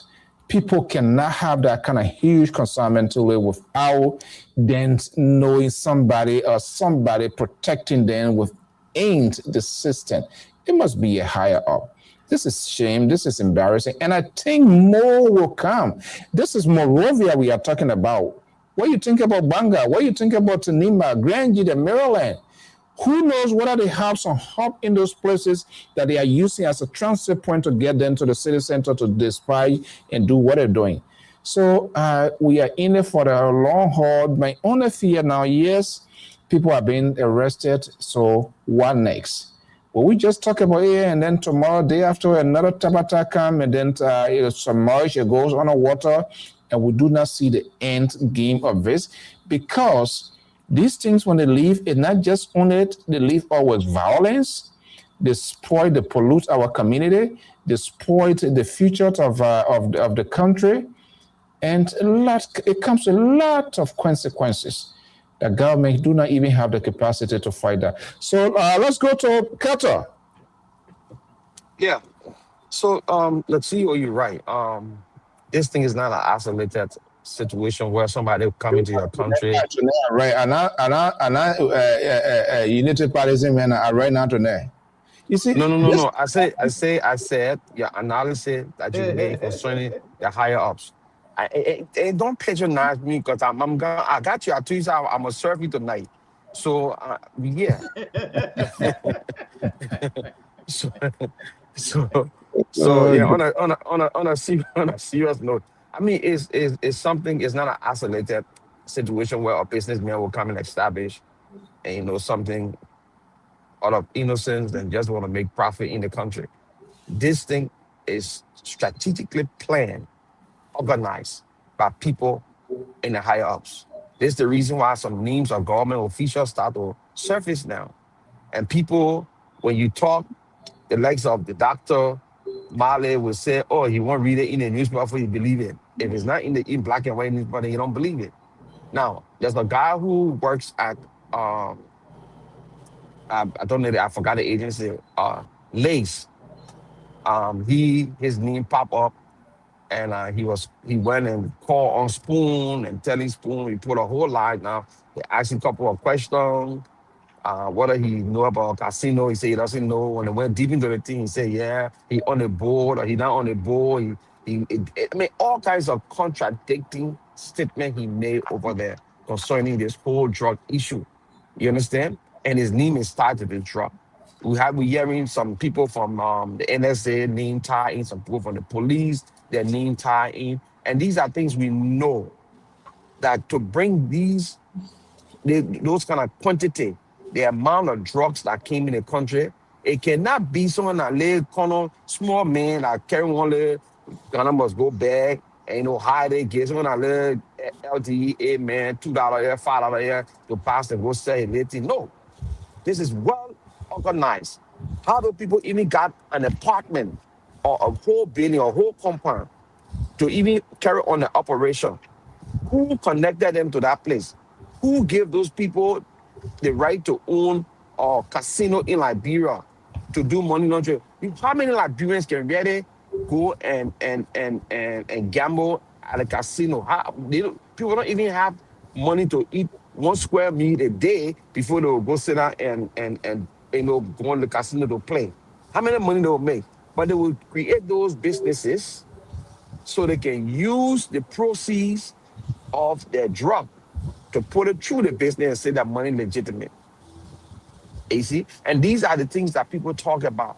My fear so is after you have succeeded to ground cocaine in Liberia to make Liberia a hub of those things, what next? They're going to have a serious protection, almost like a whole army, because that's lucrative business, that good money. And when you have all these other armed people in our West African era that ain't getting paid from the rebel leaders and that, they will come and be mercenary to those people, and now whole society is completely messed up. thank I you so think much. yes, I think they should take action, serious action. All right, let me bring in Tulita. Tulita, welcome. Look, you jump on this. Let's hear you. So first of all, I like to say a big thank you to the joint security operators for putting a hand on this issue. But this particular drug was is just not something that just started today. The issue with illicit drugs in our society is something that we all need to. It's like an all hands on deck approach by all members of our society, be it what party you are from, whether it's CDC, Unity Party, CMC. This is a Liberian issue. When our country is declared a narco state, which of course, hopefully we are far from that, it affects every one of us. When you take your passport and go to countries to visit countries, not going to ask you, oh, are you a citizen Liberian or you're Unity Party Liberian? They're going to say you are a Liberian. So this is the reason why we need to not politicize this thing, and we should go to the root of this thing, right? This is a syndicate that has been established a long time ago. This organized crime did not start during this administration or even in last at the administration. They did cuts across the early administration to this point. These guys were look, and I think you all can agree with me that countries like Colombia and all of these countries, they are not finding a detour. They are not going to obviously take the drugs directly from that country to Liberia or get on a plane, to the United States or straight to Europe. They are finding a detour, a soft spot, places where no one is thinking that drugs will ever come from. A country like Liberia, we've never been involved into these kind of things. So, these guys, these drug laws look for soft spots, countries where the people can be easy to compromise because they are poor, and find a route to finally deliver their goods to the final destination. And this is why we all need to, be able to help in this effort to expose the cartel, because they are in Liberia. They have built their network, and in order to disband this network, we have to come together as a nation to fight it. Because you know what drug money does? It's a dirty money. These drug money sponsor terrorist organization. Drug money also can be used to finance an organization to overthrow governments. This is why we should be careful, because once this money gets into the hands of our youth, our young people who don't have jobs right now, and they begin to benefit from the drug money and stuff, they could get armed and resist against our own government. Then we have internal conflict, civil war. This is the reason why we should put our differences aside at this point in time to focus on how we can fight this menace, how we can disband this cartel and set our country back on the right path, rather than us trying to politicize this. I know politics will come later, and we'll get to politics, but let us all focus on how we can because let me say one thing before you come in, sir. There are certain key people names that were mentioned, like the likes of Bill Tickle. I know this guy. Anyone who is friend with a guy called Bill Tickle, that guy he's a long-time criminal. How do I know? Because I live in Ghana at a certain point in time, right? This guy knows nothing. He's not educated. He doesn't have a career. Nothing he knows but to do this BM life and stuff. These days, normally the BM life, the BM sort of lifestyle has faded away. They are finding new routes. Honor the guys that they are still BM. They are not BM. Those guys stay in Liberia and get in contact with these, drug law and open the corridor, because Bill Tico is a guy who's friendly with all government officials from the past government to now. I was in Liberia 2023 and I visited my cousin. He's in jail now, Joe Poto. I was sitting there when the likes of Bill Tico, I'm very observant. Bill Tico, they keep me talking in their little language and stuff. Look, these guys have been doing this for a long time, and it's about time now that we all stand up to them, expose them, and make sure they are put away. Let's turn off the camera here, and I want you to admit here as if we're only 5 years virtually here. People talk about people politicize.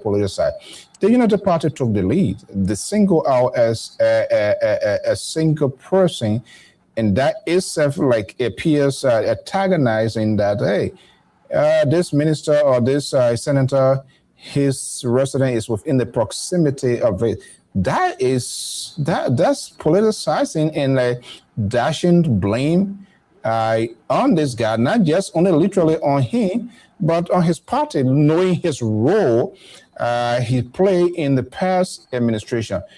I think they screwed up, and they have not come out. If there's any statement to that effect, I'm not sure, but I think they screw up. Then they're not going to come out to admit that. So they get the whole thing to be messed up. Yeah, but that's what I'm saying. Whoever made that comment I think it was premature, and I totally disagree with what you cannot, without any evidence, without any kind of factual evidence to put out there, you cannot look, especially when it comes to the issue of drugs. This is a global crime.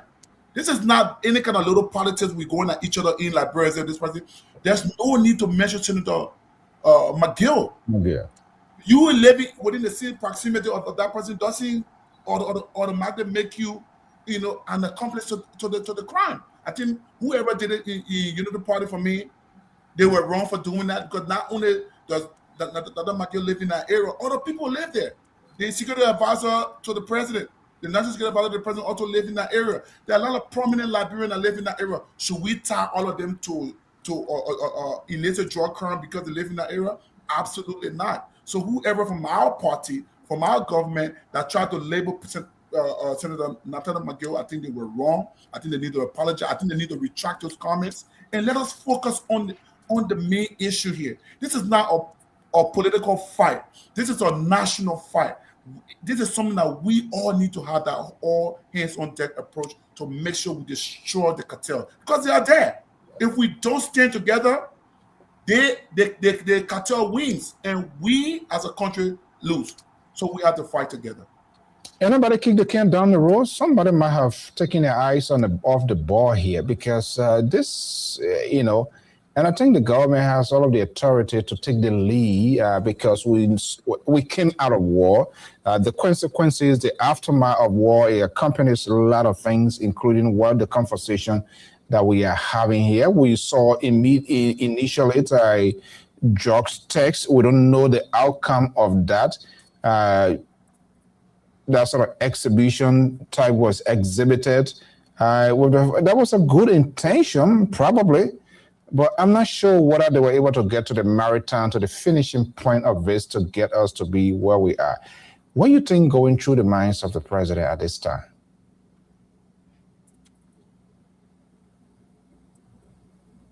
I'm not hearing you. Sorry.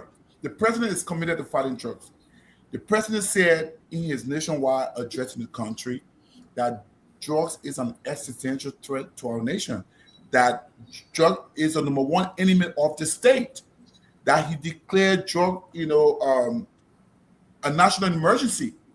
So, but what I think that the president needs to do, and is to strengthen our drug enforcement agency and strengthen other security apparatus that are fighting, the units within those security agencies that are fighting drugs. Because all Liberians think that the DEA are the only agency that should fight drugs. No, all agencies, security apparatus have within their agency or drug unit, right?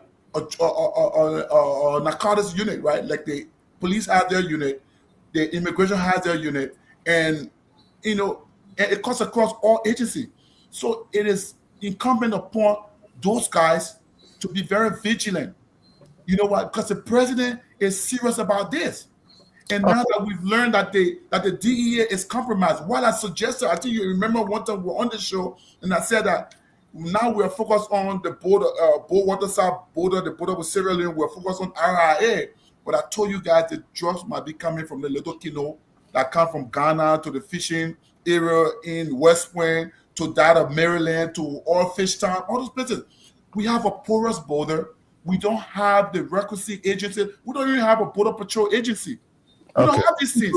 How are we fighting this drug? This is something that now you have to answer that. You will have to answer that question. But let me pivot a little bit and go to Dr. Malley. Dr. Malley, here you have truly, the president is committed. Yes, he addressed the nation. So that's just a piece of the pie. Not just only addressing the nation, but after address to the nation, the implementation, the follow-up here, it must be executed. For example, opposition to Arizona Benedict Cummings is calling for an independent investigation.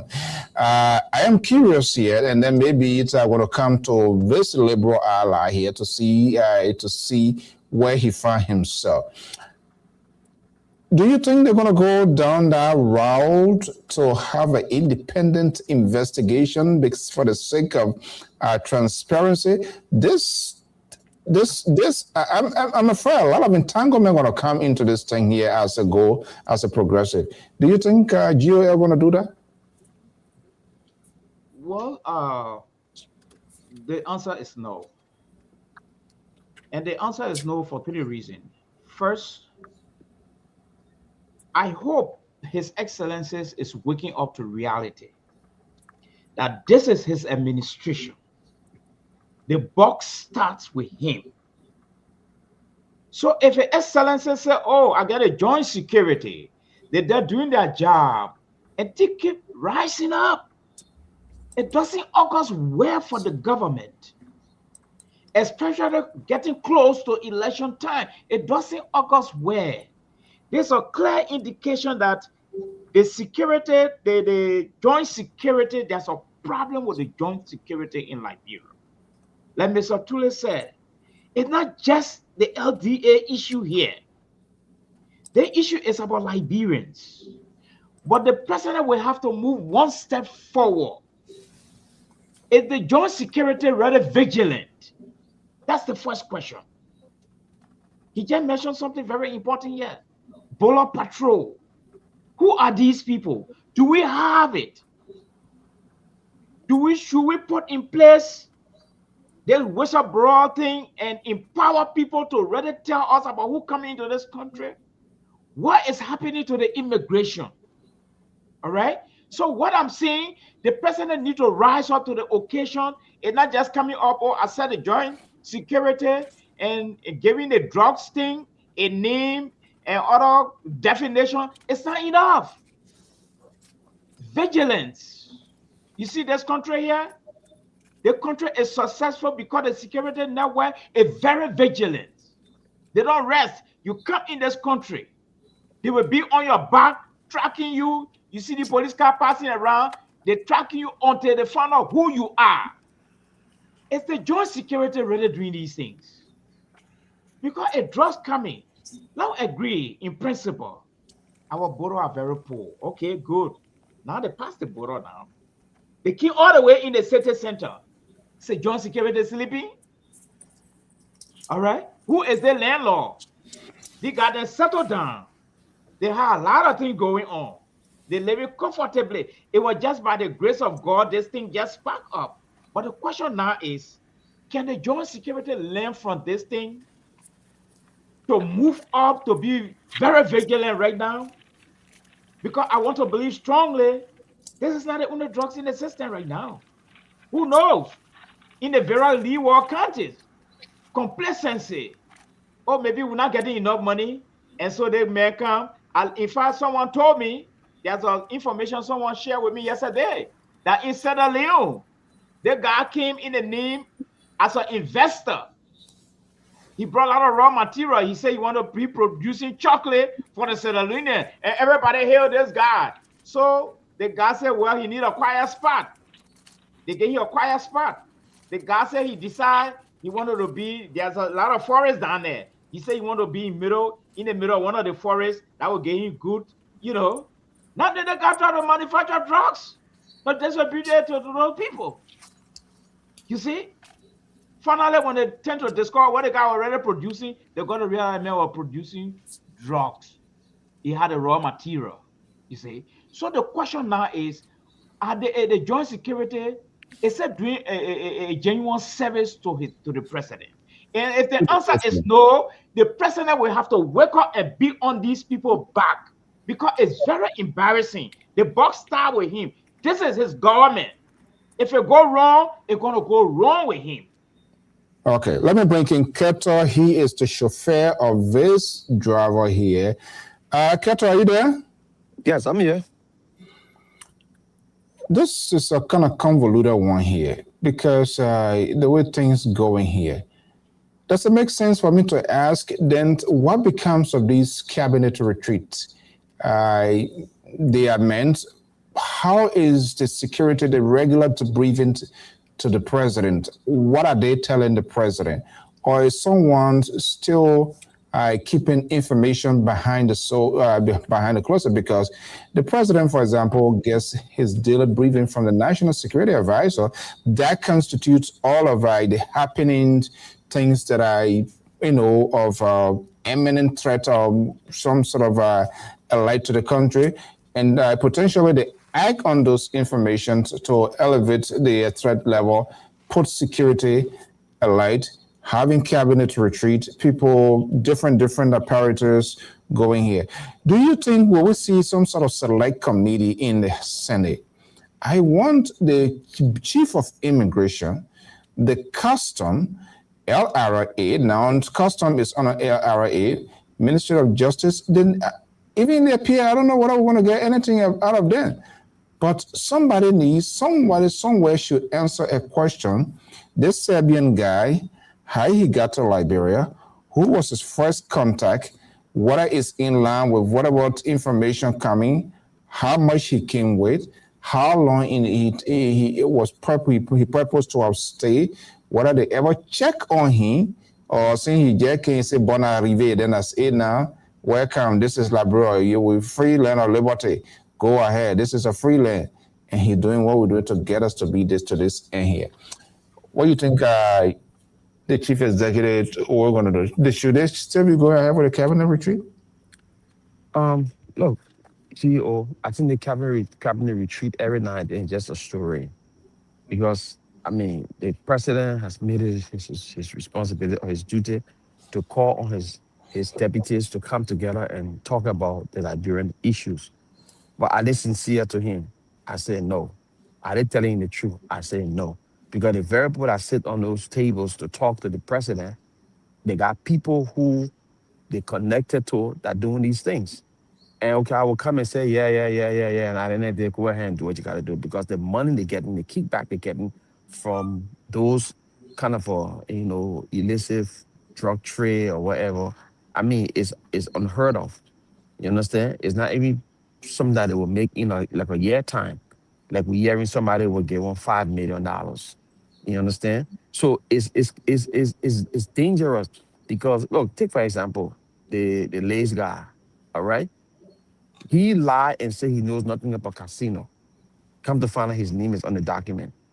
Establishing who the casino for? If for a foreign businessman. Really? How can you on the board of a foreign businessman stuff? You work within the government. You think it's conflict of interest? What's going on? Everybody can own business. And that's the big thing in Liberia. Everybody has an interest. You work in government, you got interest. The common man has no interest. The government come hard on the common man. But when you're in the government, you can allow anything to pass anywhere for free. And that's the thing. So you could put it in your official car or government car. Security will not touch it. Security is afraid. Or you tip in, they're not gonna let it go. So these people come in our society establishing something they call business. And you will never see that business even or generate $1 or even invest $1 in our society. But it would take millions of dollars out of the society in clandestine ways. And that where we are today. So those cabinet meetings and stuff, they are fruitless. They ain't doing nothing. Because every day we hear problems. The president come and have cabinet meeting, the cabinet retreat, they go by the next day, a big problem in the surface. So I think the thing is about honesty to country. These people who we consider leaders today, they are not even far-sighted to say, my grandchildren will live in a society. My great-grandchildren will live in a society. What I do now will affect my children and my grandchildren. They don't care about those things. The vision is as short as from the eye to the nose. This how the people think. If you have people who you consider public servants who want to see the well-being of their own people, and see how the country can develop, they will think about 20, 30, 40 years plan for the country because their grandchildren will live in that society. These people don't care. They think about the now, what I can put in my pocket, how many women I can get, how I can travel to Europe, America, anywhere to show prestige that I'm a boss, I'm a big boy. All the mentality these people have. And the problem with it is us as the common people. We support these people, even to the extent when they're killing us, we still support them. So like Tule on this platform come and say we should not politicize. But his first statement, he didn't even condemn Unity Party for doing what they did. So we have to come out and say, look, we cannot do these things. It's wrong. It's wrong. I can support a party, but I can turn against and say, look, you're not in my interest. I have no place for you. As long as you're not doing anything for the country and the people, you and myself ain't got there's no day, there's day and night between you and myself. Period. All right. Let's take a quick commercial break. We'll come back and then I will give Tulu the opportunity because he seems to be the center of gravity here tonight. And I have a question for him as well. But in the meantime, let's take a quick break and I will be right back. Hey you, it's time to pack your bags. The world is calling.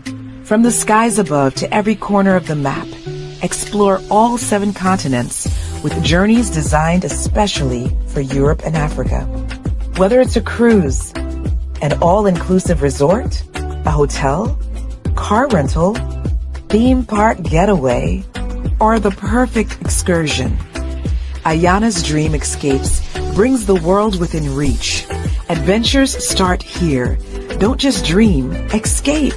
Book now, visit our site, scan the QR code, or just call today. Teacher, whatever you, but you make him, you give him statement to make publicly because he believe in you. We will deal with you one by one. One by one.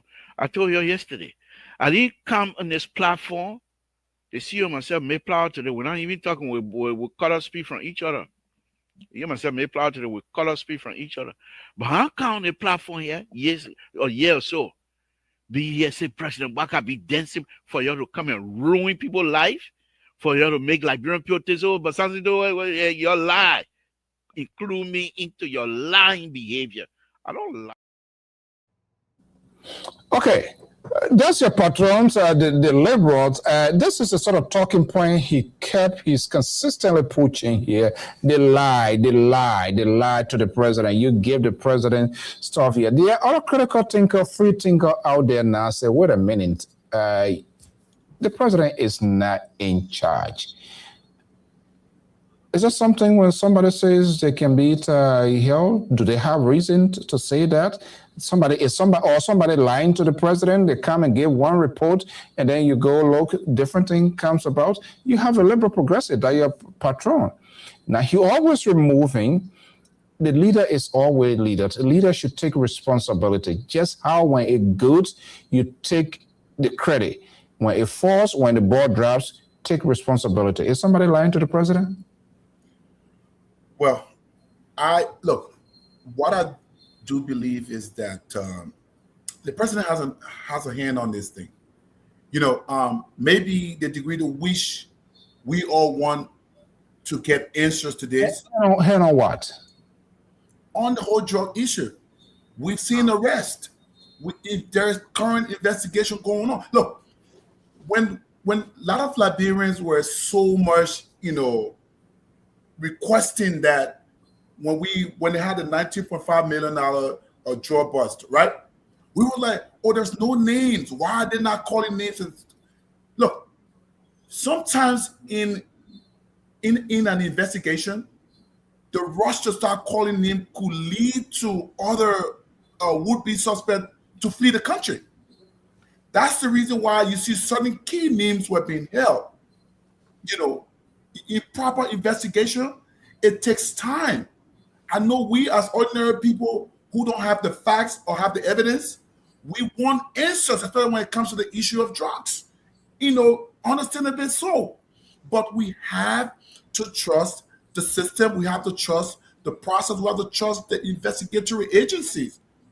And now you could see that, the result of their timely and quiet investigation that led to this bust. Had it not been, if this guy was so callously handling this issue, we would not have had any link to this new bust. But it was this proper, procedure that was taken by the security, the investigatory agency that led to this. Look, let me say this to you all, right? I know we all are yearning for answers. Are you yearning for some as well? I'm yearning for answers. I do. Are you getting the answer?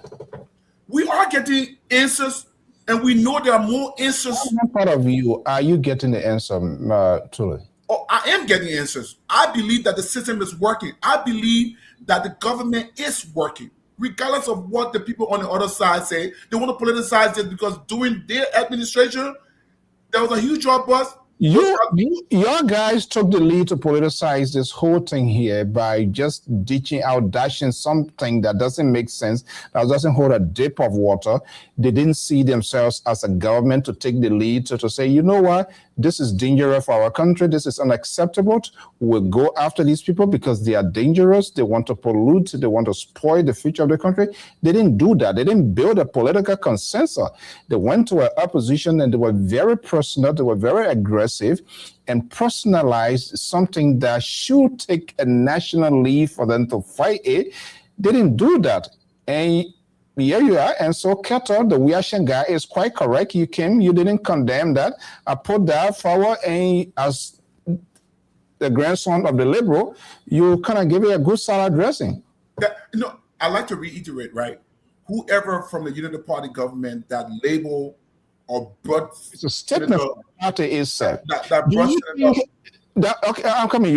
I'll give you a chance to respond. That statement came from the party is said, which was just so unusual. More or less, this is a national issue. And when the head of the party, the chief executive of the party is the president next to the party chairman. So I'm wondering here, what are people doing things unknown to the president? And if they are doing it, would they be reprimanded? Are there consequences? Because that was the party position. And that's the ruling party issuing that. That is very strange. I'm sure we are all human, and at certain point in times, we do err. And I believe whoever did that to link Senator McGill to whatever drug bust today was in total error. I believe as a Unity partisan, I'm not a fan of CDC, but CDC has nothing to do with it. No member of CDC until proven. There is no reason why you link anyone to any crime because they live within the same proximity of where the crime occurred. That is totally wrong. And I will say it. Whoever said that needs to retract that, needs to apologize to Senator Nathaniel McGill. He has nothing to do with it until it's proven, until someone, actually factually link him to this, then we talk about that. But currently, whoever made that comment, is totally wrong. But here's what I want to talk about, right? The president now, we are in crisis. The country is in serious crisis. Desperate times calls for desperate measures. And what I want my president to do now is, look, the fact that people within the NSA has been compromised tells me that the entire NSA is compromised. The fact that the DEA has been compromised tells me that the entire DEA is compromised. The fact that, one of the agencies I see that I want to totally, it's the police force. But what I want the president to do now, if you ask me, and I've been calling for this for a very long time, once you have crisis, once you have something like we're fighting a huge war, I recommended, I wrote a whole paper, something and sent to some key people like Momo Cyrus, who is the head of defense and security in the Senate. Look, the president declared drug as a national emergency. Let the president, through his executive order, activate a non-combat component of the AFL. The AFL is a trusted organization. Liberians trust those people because they are well trained. Once you have the confidence of the people, then it makes your work easy. Have the DEA, maybe or battalion, or maybe we don't have that much troops, but have a battalion activated as DEA agents, train them for like a week or two on the various kinds of drugs, how to do proper arrest, and then allow them for the period of 1 year while you figure out what to do with the DEA agents and whether you want to fire all the hierarchy or the rank and file. Let the AFL now begin to help us fight the war on drugs. Deploy them to most of our poorest borders. Deploy them at the airport. Let them fight this war for us until we can figure out what to do with this agency that I believe has been compromised. Dr. Malley, this guy is struggling this evening. I think the rescuer need to rescue. They need to send you a life jacket here because it looks like you're falling over the Empire building here this evening here. Look, I'm going to come, but look, Dr. Malley, what I'm hearing, government should have a strategy. The government should have a strategy. This is why you have a set priorities. And as a matter of fact, this was one of the keyholes, one of the things that the UP I kind of like, I don't know whether they are caught unaware or they didn't see this coming here. And then it just brings me to the point that somebody is not telling the president's truth, or, somebody is not acting like a big boy in the room with the pants on them to take lead and take charge, administrative charge. People, how long can we still go? People investigating, people do this, people do that. Yes, we don't see big hairs being put on administrative leave. And like I said, I hope the immigration, the custom, all of these people will be called in to provide explanation. When last these people were tracked, some of these people, our country is just a gateway. Anybody comes in, stay anytime they want to stay. As soon you give them the $20, you go. People are not being held accountable enough. I'm saying enough to the extent that they are not paid the price of their doing against the country. It just sent us back to the same old behavior. People fought war and they were rewarded politically. That's what you got. If you reward people of their bad behaviors, then they say, well, what we did was good. Dr. Malish, is it fair to ask the question whether Ome is in charge? Well, it's a bit disappointing in a sense that getting an army is shameful. To come fight. Do we know the role of NSA? NSA is supposed to be strategically placed for covert operation. Covert operation. This whole thing here, that was a breakdown in systemic covert operation. And the NSA is responsible for that. All right? When the police is sleeping, the immigration is sleeping, the army is sleeping, is the NSA is out there in the dark finding out who are these people?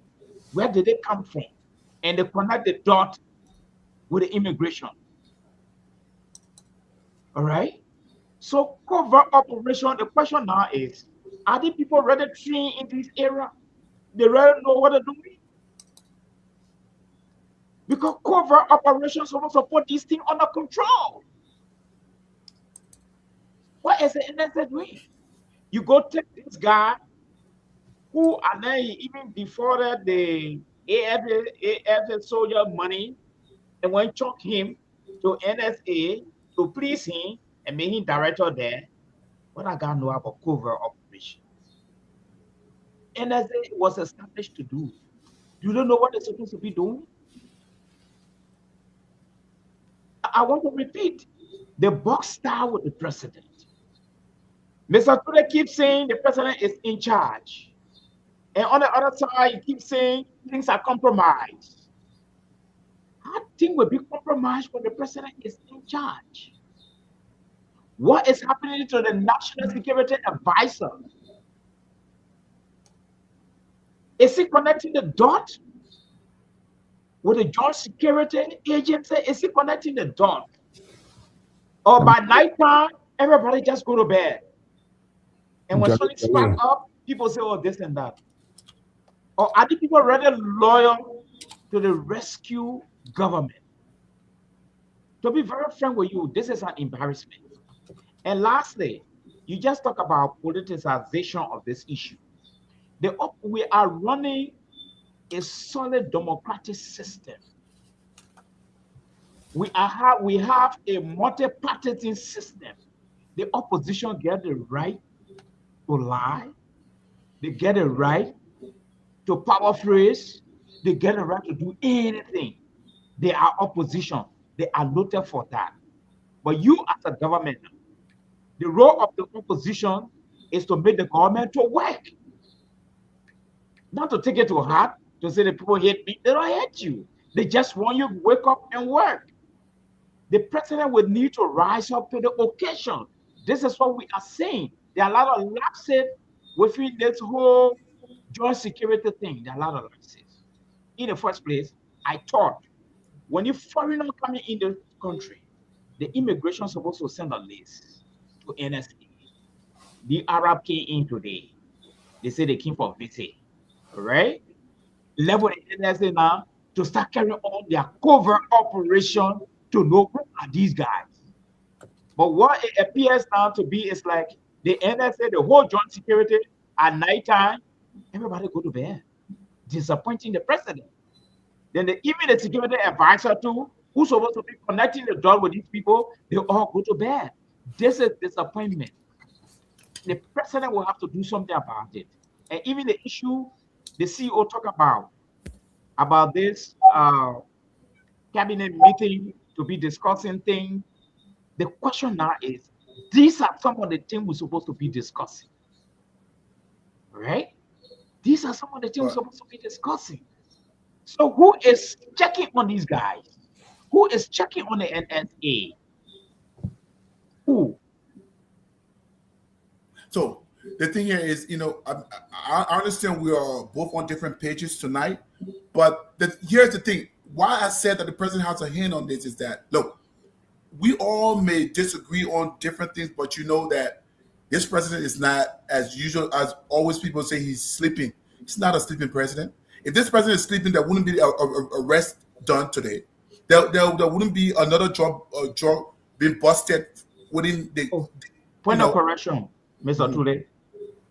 We're not even supposed to go that far. No, but we have if we have a rather covert operation going on in Liberia, as I have seen in this country I live in, we will not even go that far. You're right. And I agree with you. That's what I'm saying. There are certain agencies that are not doing their job. The president is just one person. He looks everywhere. He has a bird's eye view on the entire security sector. No, Mr. Tule just said the president hand is on this. He has a hand on it.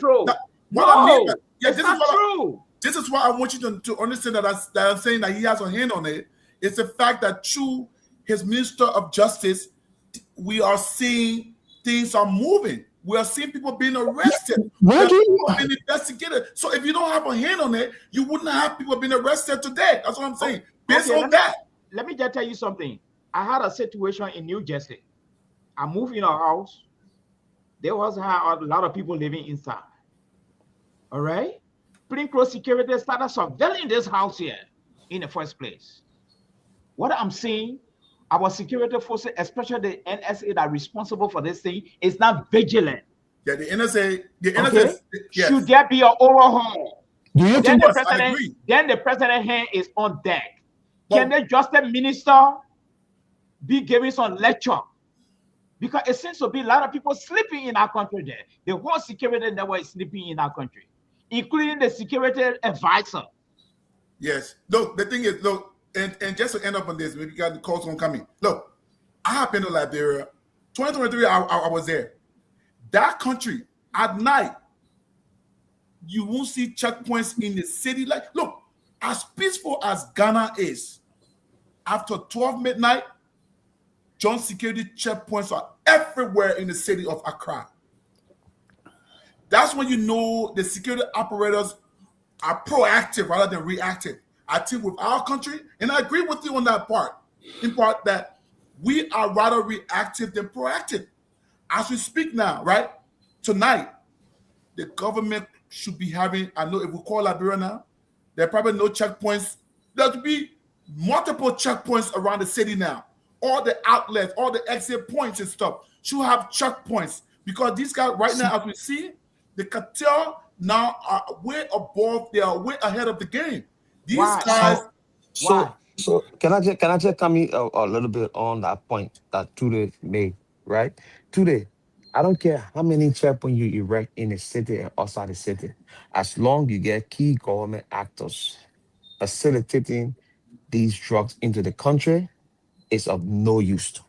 Of no use. Now, I'm just telling you, you're talking about they got people who connected to the drugs from the national NSA, and you go put checkpoint down in the city, they're gonna come and tell you, see, put a money in the checkpoint. This is my interest. Let it go. You got people from the higher up, like the boss of Lays, we're gonna tell you, say, this is my interest. Let it go. You get people from the executive mansion or deputy minister up close to the president will tell you, say, this is my interest, let it go. The security people, when the problem with the security people in our society, the mentality is partisan. The mentality is not on the national level. Today, you got Unity Party in office. All You got right. a Unity Party police IG. You got a Unity Party chief of staff. Oh, So God. Here we go. anything, it will be Unity Party. How to do it? Instead of saying I'm a Liberian Who's, IG, who's and you talking in understand, everybody? I'm a Liberian IG. They will not do that. They will take side. You're a police officer, you national police for the entire country. That way you do. You got loyalty to minister, and minister tell you say go arrest the other person and let them want this man. You can arrest minister for even carrying contraband. They will not do that. Is that They Kettle see, talking? yes, it's Unity this Party, kettle. Unity Party IG? I'm just saying, and even on job personnel, we are administration. We are police. Patrick Sulu was considering and that's the mentality these police people have. Take for example, stuff will happen in the country. A minister will tell a police officer to go and arrest somebody instead of taking that person to the court or civil law court. The police officer will act on that minister of command. Is there a functional society there? No. So if the minister tells the police officer that sit at the checkpoint or the military person that sit at the checkpoint say that my interest, you think he will say your interest should not pass? Your interest is going to pass. But if the police officer know that I'm above you because I am the one who take care of security in this country, I protect you, this thing will not pass and stay his ground, then we'll have Okay. a functional society. But it's not happening like that. Everybody Keto, in government, yes. one last point, please. I want to put this in before I lose my train of thoughts. This is why, look, as a former military guy, right? Even in Ghana, the illegal mining in Ghana, it is the military that is out there fighting the illegal mining because Ghana consider that as a crisis. They try to put an end to it. And what agency best to go after those guys is the Ghanaian Armed Forces. Look, this does not require any extra budgetary support, or the government don't have that enough physical space to pay to hire new DEA agents or hire new recruits. No, we already have a functioning agency or reputable agency as the AFL that's already been paid. We don't need extra pay for them. Get those guys to work. If you put an AFL guy as part of the joint security team to main checkpoints around the country, every highway, every exit point from the capital, whatever, now, as I speak now, because desperate times, as I said, calls for desperate measures. A military guy is under the UCMJ, the Uniform Code of Military Justice. He takes order direct. Ain't no minister will come and tell the guy who is in the army uniform, this is my interest. He's not going to listen to you because he has different chain of command. That's why I'm asking that the president institute that right now. That's what I'm talking for. It's 10:18 Eastern Standard Time. Your guys just decided to place you in the lion's den this evening here. I'm ready to actually defend my government because I'm proffering good solutions. And these are facts. It's happening around us. We are in desperate time. Put our joint security forces outside. The city should not be normal right now. That will send a signal to our international partners that we are ready. Taxpayer money? Was they taking pay? Yeah, too late. Mr. Too late. Yes, sir. You see, the thing Mr. Keto just introduced is very systemic in our country. It's one of the things that draining us down. So what I expect you as a zealous partisan to say here tonight is, can the president come out to the nation and say, going forward, Mr. Joint Security, Mr. Armed Forces of Liberia, I want checkpoint all over Monrovia, and by 6 o'clock, the checkpoint be taken down. I want for the joint security to institute what I call a systemic drug raid in the whole of the city. This is the kind of thing we want to be hearing. Yes, sir. I agree with you. Before we close, I think he managed to reach out to some of his rescuers And rescue, the so-called rescue uncle is calling saying he can't get it. We not call all the rescue people they can't come, he not come. Clarence Davis is on the line. Let's hear you, Clarence. Yeah, go ahead, Clarence. Clarence. Hello? Yeah, CEO, how you doing? Good, good. Let's hear you. I think put me on hold. I was talking my laptop. Yeah, we're hearing you now. I don't know why it went to the Bluetooth, but go ahead. I want to tell you guys tonight on the show. And also want to commend our brother on the show today. Was standing by the government, the reputable government, the power of Nigeria. Okay. The power of the government are standing up for the cartel. I want to give the government. You know, this is what I'm still saying.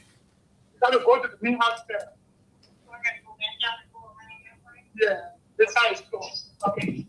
Okay, so see what I was saying, the issue, one of the discussions are critical issues. I mentioned to the Justice Minister today, they even debate how completely he said, these guys have been in the country since 6 years. This is not only the everybody today or CDC that this is the full year something that have been in the country this sort of home. But the fact that the mother thing got today, at least that the government is still open, is getting working with our partner, the international partner, to be able to have a situation under control. Because this is a difficult time. You got to get money. You got to have control. Listen to what the Justice Minister said today. Even when they built our home, there was a swimming suit that the diving suit that they saw in the place.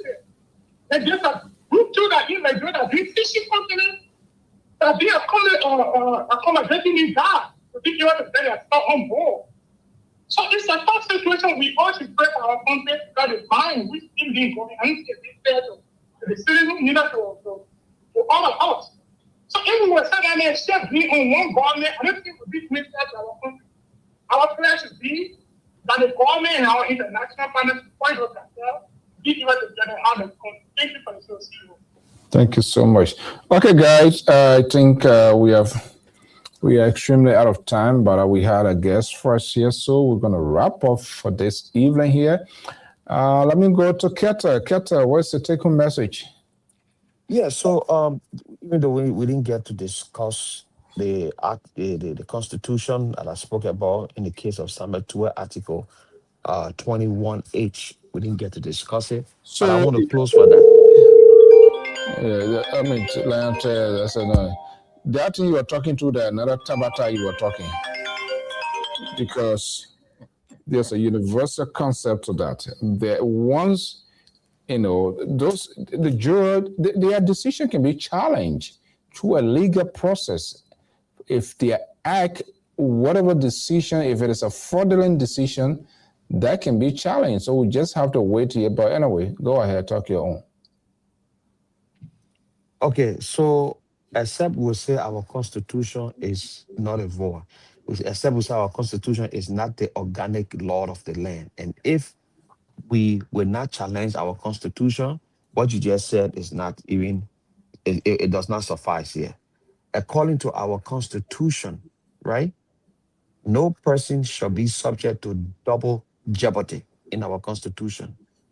They say it repeated, right, in other sources too. How does it apply to the Nigeria scenario? Acquittal equals final. If a jury finds a person not guilty, double jeopardy means the Republic of Liberia cannot put that person on trial again. The same offenses, right? Or the same offense, whatever it is. Even if new evidence come out, they cannot put that person on trial again, period. That's the Constitution of Liberia. And the same Constitution yet is the same thing is in the American Constitution yet too. You cannot try somebody who has gone through trial and his juror of his peer find him not guilty, and you come back and say because the juror was temporary, so they got to retry the case. It's not something that can suffice in any democracy and in according to the constitution, except the country constitution does not provide that protection for double jeopardy. So I don't know where you guys come from with that thing. The juror now can be apprehended. The juror can be investigated after the fact for committing crime, but the person who was acquitted cannot come back to go to court again. They can't do that again. So this is where we are with our stuff. Now, juror saying, ask the juror question. They're saying we didn't do nothing. We just did our work. We found the man not guilty. Why are you putting us? You want us to lie because you want to please the government of the day. So if it doesn't go the government way, then the juror temper. If it goes the government way, then the juror didn't temper with it. So this is the problem we have in our society. We want to cherry pick what we think is right because we want something to happen, whether we get evidence or not. And evidence is not in our emotion. Evidence should be the proponent of evidence against somebody to find them guilty of every reasonable doubt. Thank you so much. Yeah, Dr. Mali, let's hear your final word before I go to Tula.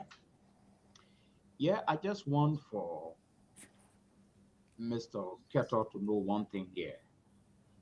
There are two separate things going on in Liberia right now. No one has said, the court had not said, they men were acquitted, they're bringing him back. Now, no judge has said that. No court has said that.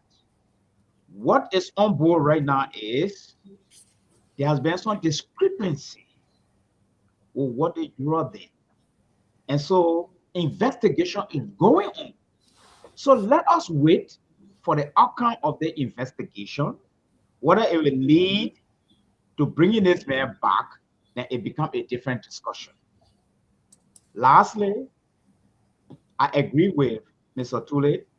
The army should come in, checkpoint should be effected, but you know, Tule, between you and myself, if the president don't say these things, it can't happen. That's what happened in Africa.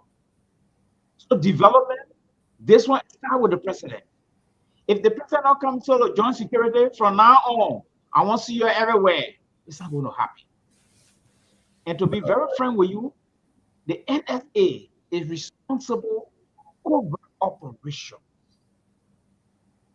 So we can still do a lot. Even though opposition are saying this thing been around since 6 years ago. Okay, it's now under a leadership. So the 6 years ago, we can bring it to this time now. The question now is, how do we find solution to the problem? Thank you. Thank you so much. Mama, let's hear you. Let me just address the issue of Samuel Toy. So quickly to the issue of Samuel Toy. So Samuel Toy issue, we have not heard from the court that they are ordering Samuel Toy to come back. But even though Samuel Toy is just raising the alarm, like he's afraid or whatever. But look, I love what the court is doing with the juror, with the juror, right? They have been punished. And if the court can only, because Samuel Toy, basically, I believe he's not going to be retried, right? Because in order to have a retry, there should be a mistrial, right?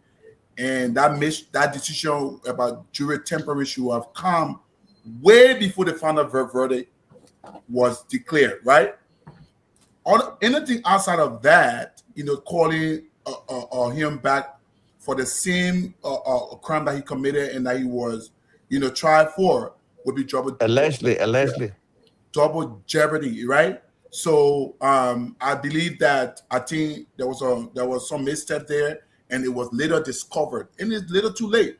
But what I think the court is doing is to punish jurors so that it will serve as an example for any would-be juror that will come on a case that you will never allow anyone to tamper with the case, especially when you are part of a jury selection, that you wouldn't do it again. So I love what the court is doing, but I don't think the court will. I think the Supreme Court will struck that down, and I don't think it's going to happen, in the case of Samuel Toy. I think Samuel Toy, I believe that he tampered with those jurors. I believe, but I don't think that honor our laws, and they should call him back. And one thing I want to say about that, to close on that, is that our country, I don't think our country is actually prepared, and our constitution, though trial by jury is protected under our constitution, that our jurisprudence is not well prepared, well set, well mature for trial by jury.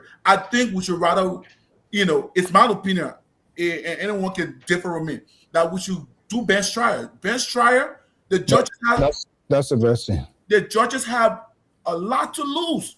If you are compromised as a judge on a case and you are rendering a decision and you go and take money or whatever else, however way, you're going to lose your license. You might face jail time, whatever. Any sound lawyer who went to school, spent all his life practicing law, you don't want that to happen to you. So I think in our jurisprudence, bench trial will be more effective until we have our system well mature enough to handle jury trial. So now to our whole drug issue.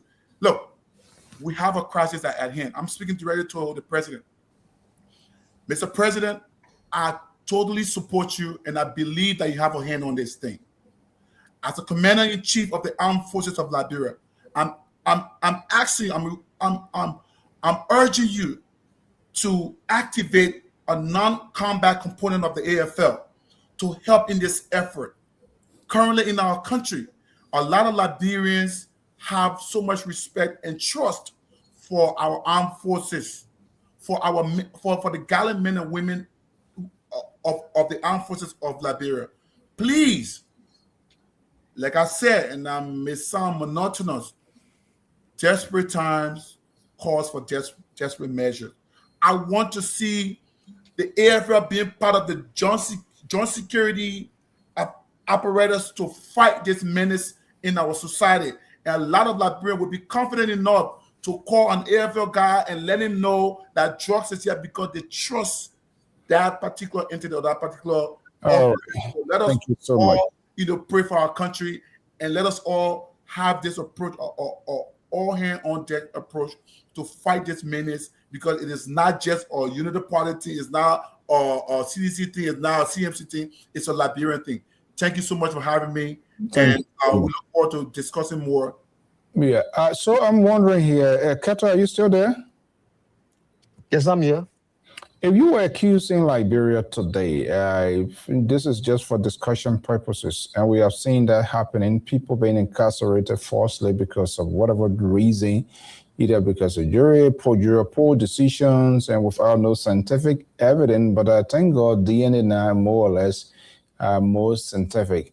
They carry you and then DNA test come back, say, no, Keto is not part of it. Should we take the decisions of the jury, say, no, he was guilty before, so that's things. Is that something if you are subscribed to, you would do? You don't have to answer me tonight. I can answer you because there's a law that's a law for that. So in the code, let me answer you. In the code, if a person is sentenced to jail falsely, right, and it comes back that the decision that made that person to go to jail was not the right decision, and the government can come up with facts after the conviction that conviction can be turned over. But when a person is acquitted through juror selection, right, that person cannot go back for the same trial. The person can go by, the government can find a different crime on that person and bring that person to court for a different crime that is not related to the previous crime or alleged crime that he committed, but they can't bring him back again. All right, thank you so much. That way you got the appellate code. The appellate code to appeal for Wilton Kettle / sedition reaction. I want to thank you so much. Washington Tulip, I want to thank you so much for representing me. Good seeing you again, man. Today we never bomb here, Keto, so it's okay. I'll come back for you. Good seeing you. I gave you your free trip today. Good night, guys. God's willing, the Liberal is the Reverend and the Liberal tonight. I'm not sure whether he's slaughtering goat or what's going on, but tomorrow they're going to be off the hook with their tabata here. But guys, I want to thank you so much. That's a new number, the one you call? Huh? Yeah, that's my number. You can always send it. Yeah, you can always. Yeah. Okay. All right. Okay. Thank you so much, and have a pleasant evening. Thank you so much. Good night, gentlemen. All right. Okay, folks, that does it this evening. By God's willing, same time, same station. We're going to be here with more programming. And again, if you are within the proximity of the ocean state of Rhode Island, the Independence Carnival or celebration coronation starts as a Friday. to Sunday. That's a whole weekend game. The ball, how you call it, into whatever. It's just not going to be going on here. We want to thank you so much for sharing your evenings with us, whatever you are. We say thank you so much. Your comments, your tweets, those that are calling, those that are tweeting. We do learn from all of this from time to time. Having said that, we say thank you so much and have a pleasant evening. We'll see you. Bye-bye.